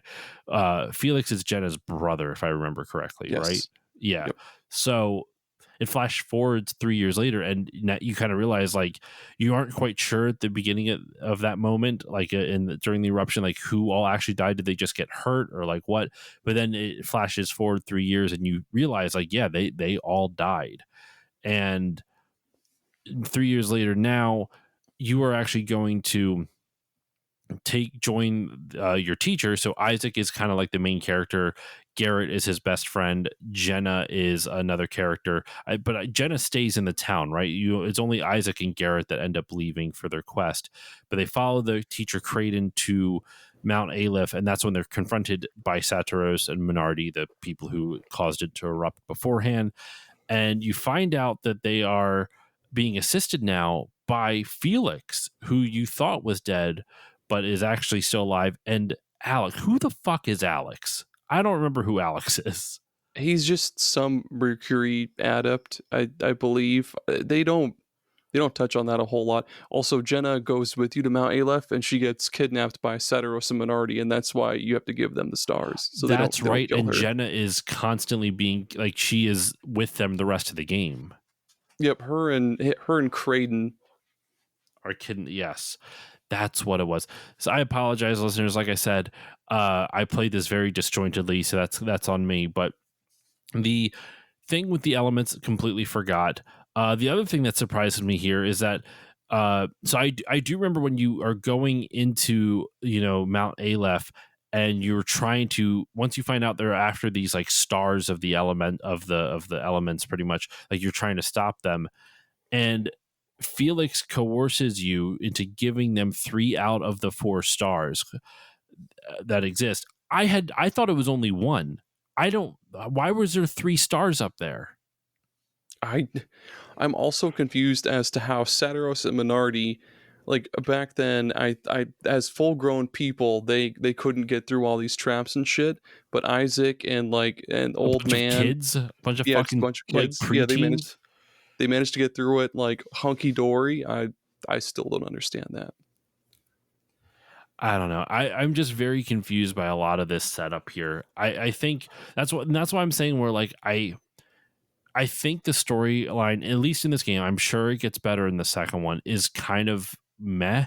I thought the setup was really interesting with like the setup for the quest itself was like really fun and engaging. um I'm like, all right, yeah, I'm going to go to these other lighthouses where these other, which I thought was going to be where these other elemental stars are, so I can get them before they do, and they can't do anything like that, you know, and you can stop them. I was like, all right, right on, let's do this. So And there's a problem with that whole part because you only have the fire. Is it the fire star? yeah, So and then Uh, they have the other yeah. threes. So what is going on through Isaac Sparty's head? Like, are they just going to get to the lighthouse and beat the shit out of the people before they can turn on the lighthouse, or are they going to get there after the fact that the lighthouse has been lit, which happens with the first one? So, like, Yeah, what's the plan? Just get to the lighthouse and figure it out then? I guess. Yeah, just get there before them, then kick their asses. Yeah, I don't know. I can understand it. Like you need it because like they don't know. You know, Saturnos and Menardi are going, which just sounds like Menards, which is a, isn't that a grocery store chain or some Save shit? big money at Menards. Yeah, it's like a hardware store. Yeah, it's like a Midwestern thing too, right? It's not. We Yeah, don't have any over baby. here on the East Coast. Um, every time I saw Menardi, I was like Menards. That's the first thing that popped into my head. Um, but like I don't know, it just I the that objective makes sense because like you don't know which way the two of them are going to go to these lighthouses. So what the bad guys actually want to do, listeners, is they want to take these elemental stars and put them in their respective elemental lighthouses. So I totally forgot that they had all 4 stars and that they were going to bring it back to these elemental lighthouses. You're trying to essentially beat them there so that you can meet them and stop them from doing it. The weird thing is, though, you don't go to all 4 lighthouses. You go to like one, and then you go to a second one. So what the fuck happened? Did they just go to the other 2? Like, what's the point of even mentioning it at that? Or at least tell you, like, oh, they made it to the other 2 already. But like, if they were such important things, why can't we even find them on the map? I don't know. I thought that was a really weird choice. Like, if you're gonna make it so they already like did it, that's fine, but like I don't know, like don't set it up as like we're gonna have to go to all 4 lighthouses and then you go to 2 and that's about it. Yeah, like you're 15 hours in and you still have to go to the other 3 lighthouses. Like, what? This game ends in 5 hours. What's happening? So I don't know. I'm sure there's people there, some of the listeners here who are giant fans of the series are probably mad at my opinions on it, but like I don't know, just the plot just didn't do it for me. I think the world building is really interesting. I unlike you, Chris, I am kind of a sucker for the whole elemental like earth, wind, fire shit. I think I don't know, for some reason that just always like captured my imagination. I think liking Avatar: The Last Airbender helps a little bit with that too. But like, so that didn't bother me. So I like the setup with everything, but then just after the setup of like, here's your mission, I'm like, all right, I understand it. I forgot about the star, the star, putting the stars in the lighthouses. That's on me for playing it so far apart. That happens. But like the setup, I understand the setup and the mission and where I have to go. And then everything else is just like small little vignettes. Like you have little tiny stories in each town, Yep. which is cool. Some of the individual stories, I don't I wish I remembered them all, but some of them were like really interesting. Specifically, actually, I do like Ivan's relationship with his mentor, who you have to rescue later on and stuff like that. Like that was kind of cool. The village of the people who got turned into trees, so you have to That was go pretty good. Yep. you have to go sue the forest spirit, stuff like that. Like I like all See, the you little just sue the vignettes. forest spirit. You take him to Soothe. court. I'm just joking. I'm sorry. um, I really like that one in particular because it felt very Dragon Questy, Yep. and it did this thing where, okay, you did this one part, now you got to go somewhere else and fix something else so that you can come and finish this part. I don't know. I like that one quest a lot. I forgot that was in this game too, but yeah. The vignettes are really good, but they don't really tie into the main. Like if they would have had like more hints to the main story as you went along, like or something more like more connective tissue to the main story, I think Yep. it would have been good, because I think the vignettes are really good, and I'm like, it's taking me a while to get used to that type of storytelling, because Dragon Quest, like you said, Chris, is very much like that. And I tried the first 3 Dragon Quests and I only actually enjoyed the first one. I will have to try Dragon Quest 3 again with the remake, see if I enjoy it more. But I fucking hated Dragon Quest 2 and 3. I've been told Well, that the too one you need to understandable. play is 4, and if you like 4, then you're good. If you don't like 4, you're not gonna like any of them. Well, I am Rules. going to at least play to 5 at some point, because everyone tells me how much they Yes. like 5. So I really am interested in trying that. But yeah, I think the overall story for this is just kind of lacking. I think the setup is really good. I think the vignettes are really good, but other than that, it's just kind of it like you said, Aaron. There's a really strong beginning and a strong ending, and everything else in the middle is kind of like it's there. Yeah. Yeah. Like there are some cool parts, like the obligatory Kraken battle aboard a ship, just like Earthbound and like That any other RPG that's been made, where you sail on a ship and then oops, there's a Kraken or a sea monster attacking, gotta kill it. Yep. But it was still pretty fun. Yeah, they're like, it would be cool if they did an Earthbound type thing where they're like, oh, I can see into the future and you need to find 2 more adepts to join you. And then that kind of leads into you finding Ivan, or like, yeah, any kind of connective tissue, because there really isn't anything there. You just kind of stumble into towns and like people are like, hey, I have a problem, help. And then you help them and it's like, cool, Mia joined your party. Yeah, Sweet, man. that Like, one was super weird. Like there was no reason for Mia to join. Like you helped her no, solve her issue, and out of nowhere, she's like, "I'm gonna join Isaac on his quest because it sounds like the right thing to do." yeah, yeah. Like They're, Ivan kind of makes sense, but Mia, no.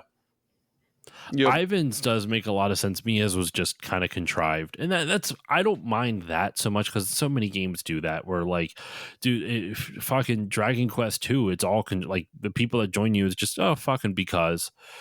God damn, I hate Dragon Quest 2 so much. yeah. Um, I'm currently playing Phantasy Star 4, and that's kind of how a lot of the characters are. Like you'll come across them in like a town. Hey, I want to join you. Okay, cool. You kind of go along with that, and that's, yeah, just there isn't, yeah, there's like the middle to Golden Sun is very meh. Like the gameplay and the music really carry pretty much like a majority of the game, because the story is just non-existent. It's just like occasionally you'll come across Setaros and Minardi and they'll be like, ha, and then you beat them, and then they basically Team Rocket away, and then you come across them again, and then that's like the only connection there is to the rest of the story. Can we do spoilers, or yeah, are we by all under? means. Okay, all right. So Spoiler I alert, was everybody. I was really hoping that Saturos and Minardi were really like Team Rocket, especially at the end. But they just fucking die at the end. Like, what the hell? Yeah. Like, I thought they were just gonna be like, your foil the entire time, being like, "Oh, we're gonna get the Sorcerer Stone and wish for bad stuff," but no, they just die. You kill them, like I you think a kill lot them. of this game's story woes are because it was meant to be part of a because of the second game. Like they split up the game into two different games. So the reason I feel like when Saturnos and Menards gets killed, it feels anticlimactic to an extent, not anticlimactic, but like surprising, because it was meant to be at probably like a midway point through the game where you would have this big story climax, and you already maybe were aware of like the next big bad or something like that was pulling stuff behind the scenes, pulling strings. But I think the reason this game feels so disjointed in terms of story, not necessarily in terms of gameplay, but in terms of story, is because of that, because they had to split it up into two games, and then they had to pad out the story in the middle, which is where all the pretty decent. But I'm pretty sure I'm right with that. I'm now that I'm saying like this game was split up into two. I don't even know if I'm correct with that. Do you know, Aaron? I'm not Yeah, seeing it anywhere. That's why I'm not sure anymore. it's I was just reading a little bit on Wikipedia about how like the initial concept for the game was to be like you experience the game from like two points of view, like one from the heroes and one from the villains, and that's why during the second game you're playing as Felix, who was a villain, but he kind of Oh. turns. Also, cool hot fact: in the Lost Age, they pretty much replace Saturos and Minardi with Karst and Agatio. They're like the exact fucking same thing. It's like they could have just kept Saturos and Minardi, but instead they were like, no, they're dead. So we'll just like we'll just crayon draw two new characters to take their places that do the exact same thing. Oh, and they're also Mars adepts. So like, whatever, man. Same thing. So does Lost Age, the second one, does it start when Felix drowns at the beginning of one, or where does that one start? So like all throughout the first game, you'll see a man with a mask alongside Karst. Not, oh my god, not Karst. You'll see a man with a mask alongside Seteros and Minardi. That's Felix. He just has like a mask on. Right. Um, and then so at the end of the first game, you light that lighthouse. It like for whatever reason splits off from the rest of the continent.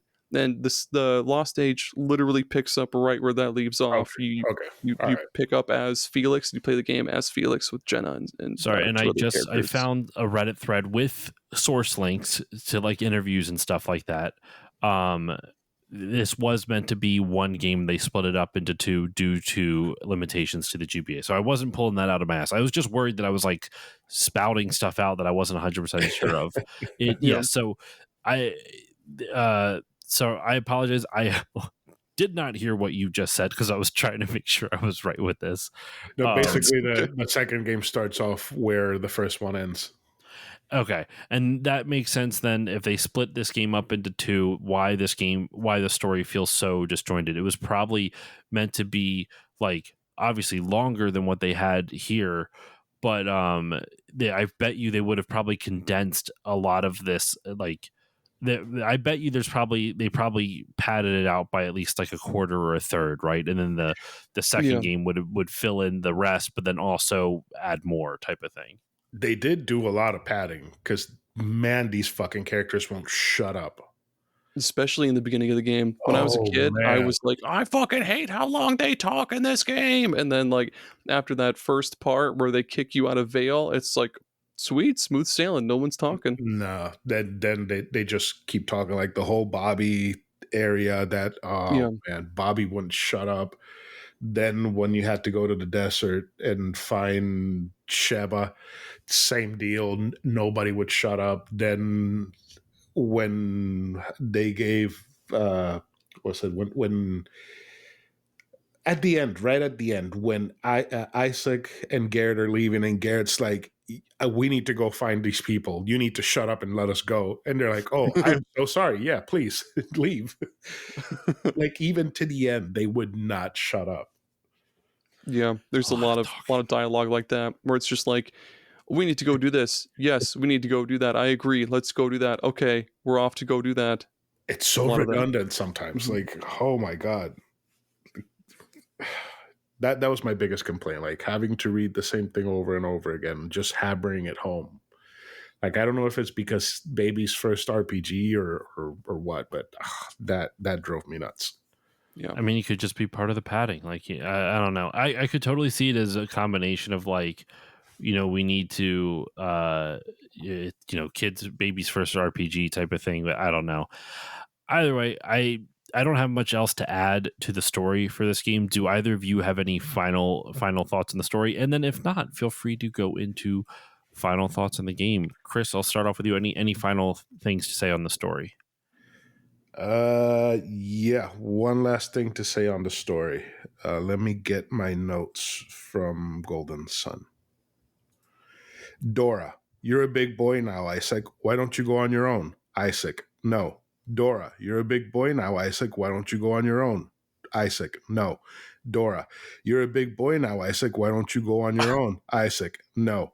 Dora, you're a big boy now, Isaac. Why don't you go on your own? Isaac, no. Yeah, the illusion of choice. Is that where this is going? Yes, the illusion of choice. You can say no or yes to everything, and it will be the same outcome. So why even give you the option? Yeah, they do that when Ivan asked to join you. You can just be like, no, and then it'll be like, well, I really think he should join. I think he'd be a really good help, and it'd be like that exact cycle. Yeah, like I just kept saying no to see what would happen. Like it would do something different. No, same deal. And some answers I accidentally picked the answer that I didn't want to choose, and it still gave me like whatever the story wanted me to have. Sometimes I wonder in games where they have stuff like that, where like they will force you into a choice, right? But they give you that illusion, like this game does constantly. Sometimes I wonder if games like hide like a secret message if you like do the same command. If you say you gave that same answer, Chris, but like I don't think 72 times, right? Like something absurd that no person would normally do. Right. And the reason I say that, I remember I was talking off mic about this. I went to school for game design. I have an associate's degree in game design. And I remember we made in college, we made a point and click adventure, which in retrospect was a little oddly prescient. It was basically the joke of it. It was a basically, I think we called it like political war or something like that. And the idea was that there was an all out war between Democrats and Republicans. Little,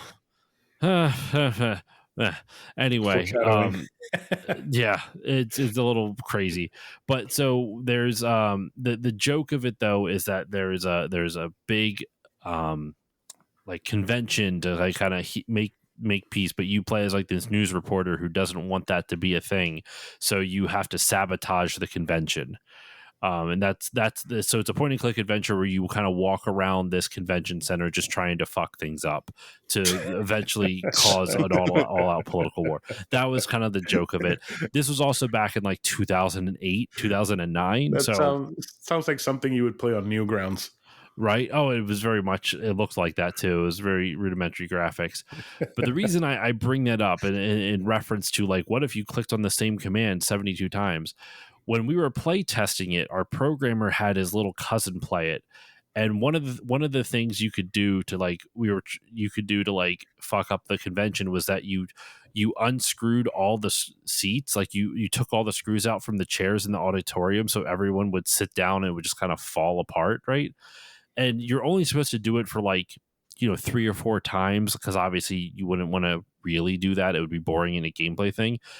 Well, his cousin or his nephew or whoever just kept clicking on it. And at one point, the counter went up to like 63 or something like that, some crazy high number. So our lead programmer for that little game put in a little thing where it's like, you took out as many screws as Kevin or whatever the kid's name was.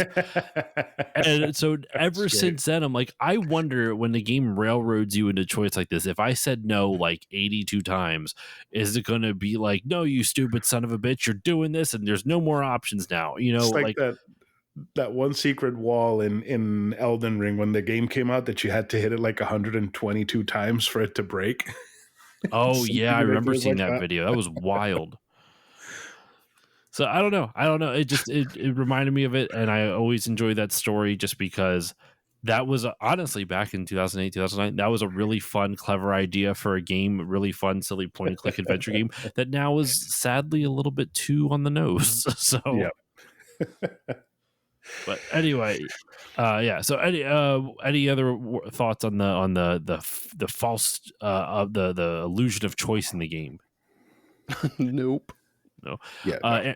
Aaron, what about you on any final thoughts on the story? No, that's pretty much it. There's not a whole lot to talk about there in terms of story. The main draw points of this game I feel like are just like the music, the combat, the visuals, and the Jin system. There's like not a lot of story there. Yeah, yeah.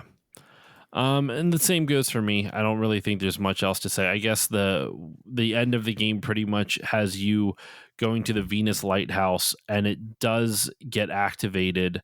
But you fight Satiros and Menards, and Menards merges with what's another like store chain that starts with S? Fuck. Staples. Menards merges with Staples to form but yeah, to fight this giant two-headed dragon, you defeat it, and that's like the final boss of the game. And so the remnants of Satyrus's group continues their quest to the remaining two lighthouses. So that at least answers the question of like, why do we don't go to those other two lighthouses? But once again, it's very confusing from the get-go because you're like, they set it up like you're all going to 4, but you only go to 2. Anyway, so that's how the game ends. So you don't really know why Felix and everyone else is still they kind of leave you at a bit of a cliffhanger, like Saturnos or Staples and Menards are dead now. So why is Felix still going along with them? So I was trying to think of another like chain that starts with that. The first thing that popped in mind was Fancy Feast, like the cat food. Fancy Feast. A brick and mortar Fancy Feast store. That's pretty good. I love the idea of a brick and mortar Fancy Feast. You just go there and that's all they got. That's live with Fancy Feast. Do you have any Fancy Feast here? Sir, this is a Wendy's. It's fucking funny. Yeah, so they continue their quest to the remaining lighthouses, and you board a ship to sail the open seas to continue your mission. So you pretty much are finished in the halfway point. You've gone to 2 lighthouses and there's 2 left, and I'm assuming that's where the next game would pick up. So who knows, maybe I'll put that on the sequel on Backlog Month for next year, and we'll see if it gets chosen for next year's Backlog Month. I guess we'll have to find out. But I think that's a good place to wrap up this episode. I want to thank you both, Chris and Aaron, for joining me on this one.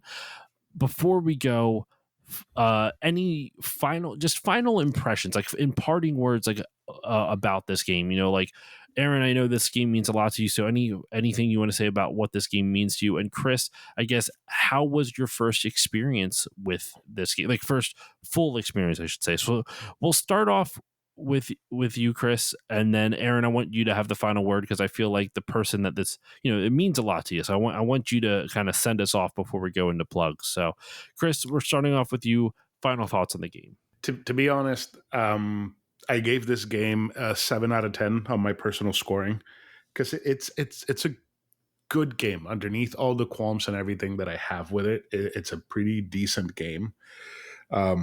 And I did enjoy a lot of it more than I thought that I would because, again, starting off, they're talking about alchemy, which I don't I don't care for. Motherfucking alchemy. Right. The whole gin system isn't explained well, so I was having a really rough time with it. But I am glad that I got it off my backlog, because this year I'm planning on beating games that I should have beaten years ago or when I was growing up and I didn't. And that's one that I did. And even though I never plan on playing this game again and I never see myself getting an itch to play this game, I'm glad that I did, because being a fan of the Game Boy Advance means you definitely need to play this game at some point in your life. And, it's a good, like, 2-week game. It's you can play a whole lot worse. You can definitely play a whole lot worse. You could play Streets of Rage 3, which is horrific. Oh, shit. So, yeah, this game was great for that. Yeah. All right. As for myself, I would, I normally don't do the number rankings, but you got me thinking. I'd probably give it an 8.5 out of 10. I think I enjoyed it more than you. I think the battle system, I think is genuinely great. I think it's, maybe I would only give it an 8 because they do such a shit job at broadcasting, like explaining the depth of it. So maybe I'd knock it down a little bit, maybe to an 8, but it would definitely not be below an 8 for me. Like this, I think this game is really good. Story issues aside, and it's poor, and it does a poor job of explaining the battle system, but once you understand it, it's the same thing, like I said, with Final Fantasy VIII, where like once you understand how to play the game, there are so many things you can do with it. There's so many ways to break it and kind of poke at the edges. It's great. I really enjoyed my time with this. I'm happy I finally got to beat it. And at some point, I will be playing its sequel, and I'm excited for that. So, Aaron, final thoughts for you. Send us off before we go to plugs. Yeah, I still, a lot of the qualms you guys have, totally valid, 100% understand. This game is still one of my favorite games ever to come back to. Number one, because it's so short. It's only like maybe 20 to 25 hours, something like that. So you could just hold A to just blast through battles and just run through each dungeon, solving all the cool little puzzles, finding the djinn, as many as you can without you're gonna want to need a guide for this to find a lot of the best shit. But yeah, it's a fun little romp, quick as hell. The music rules. It's such a great time. All right. I agreed. It's a great time. And I think that will do it for this episode of Still Loading. Thank you all so much for listening. Before we send you off for this episode, of course, we need to find out where my wonderful guests can be found, if they are to be found online. So, Aaron, we'll start off with you. Where can the good people find you online, and is there anything you'd like to promote? Yeah, you can find all of my stuff. It's superghost.site. We just pretty much rebranded the show. We combined Superpod Saga with Super Ghost Radio into one show with new hosts. It basically changed the whole show from doing a different topic each episode to just talking about what we're playing and what we're looking forward to and just goofing off and doing whatever. Superghost.site. All of our stuff is there. All of our episodes, socials, all that stuff. Go check it out. Superghost.site. All right. And Chris, first time guest on the show, where can the good people find you online? And is there anything you'd like to promote? Yeah, so there's the podcast, the Novel Console, basically on every streaming platform. I am working on bringing it back. I just got to figure out some technical stuff, but the wife has been telling me we need to do the podcast for tax purposes. So just need to get that rolling at some point. We will. Hopefully in the next 2 or 3 weeks, we'll have something out on a bi-weekly basis. And then the other thing is consoles and stuff. We have been on a little break due to some live stuff, but we are back to buy collections. So if you have video games that you want to get rid of, just let me know. Aaron has sold me stuff, and a bunch of other friends from the podcasting community have sold me stuff, and I love giving you people money for your video games. So please sell them to me. I will, of course, include links to all of that in the show notes, so please go check it all out. As for myself, you can follow me on Facebook, Instagram, mainly Blue Sky, though, but actually Blue Sky and Instagram, at Still Loading Pod on Facebook and Instagram, at StillLoadingPodcast.com on Blue Sky. You can find, those are the best places to find me on social media. I'm also over on Twitch at Still Loading Pod over there, where I stream whenever the hell I'm able to. It really just depends on my schedule.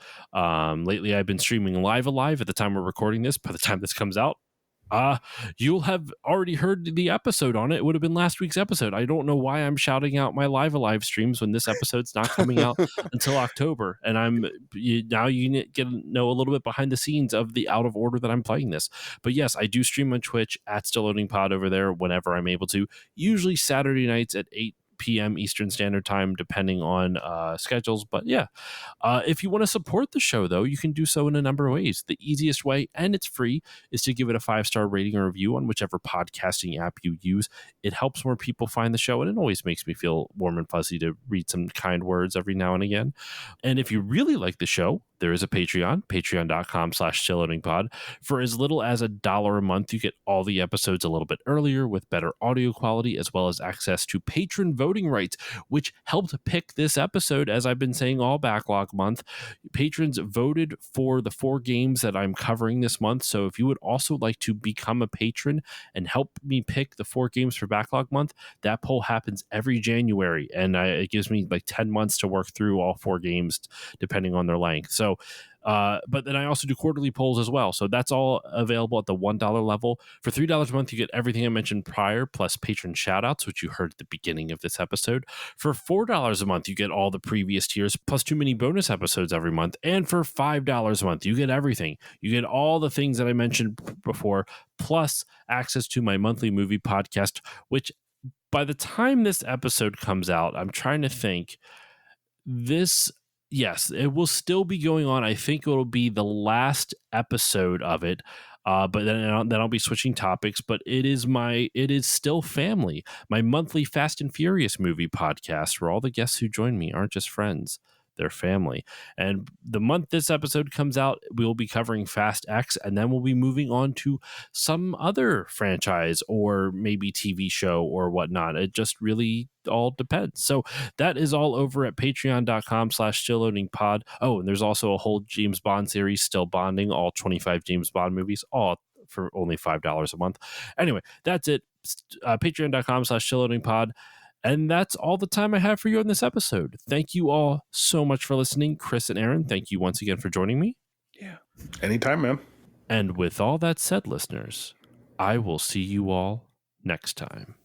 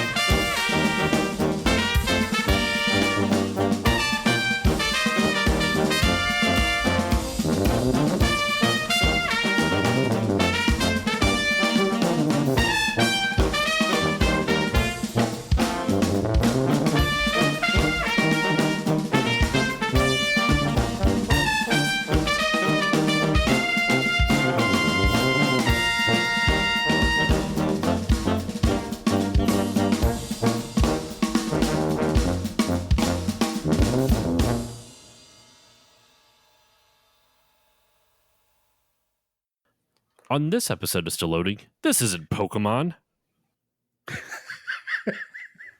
Because you're collecting gin. It's like Pokemon. Right. That caught me off guard. What if that was just my tagline for like every episode that isn't Pokemon? Like every single episode from here on out, I just go, "This isn't Pokemon," and then when I finally do cover one, I'll be like, "This is Pokemon," and that's the tagline. Like every tagline from here on out, doesn't matter the episode. This isn't Pokemon. I'm interviewing like fucking Barack Obama or someone.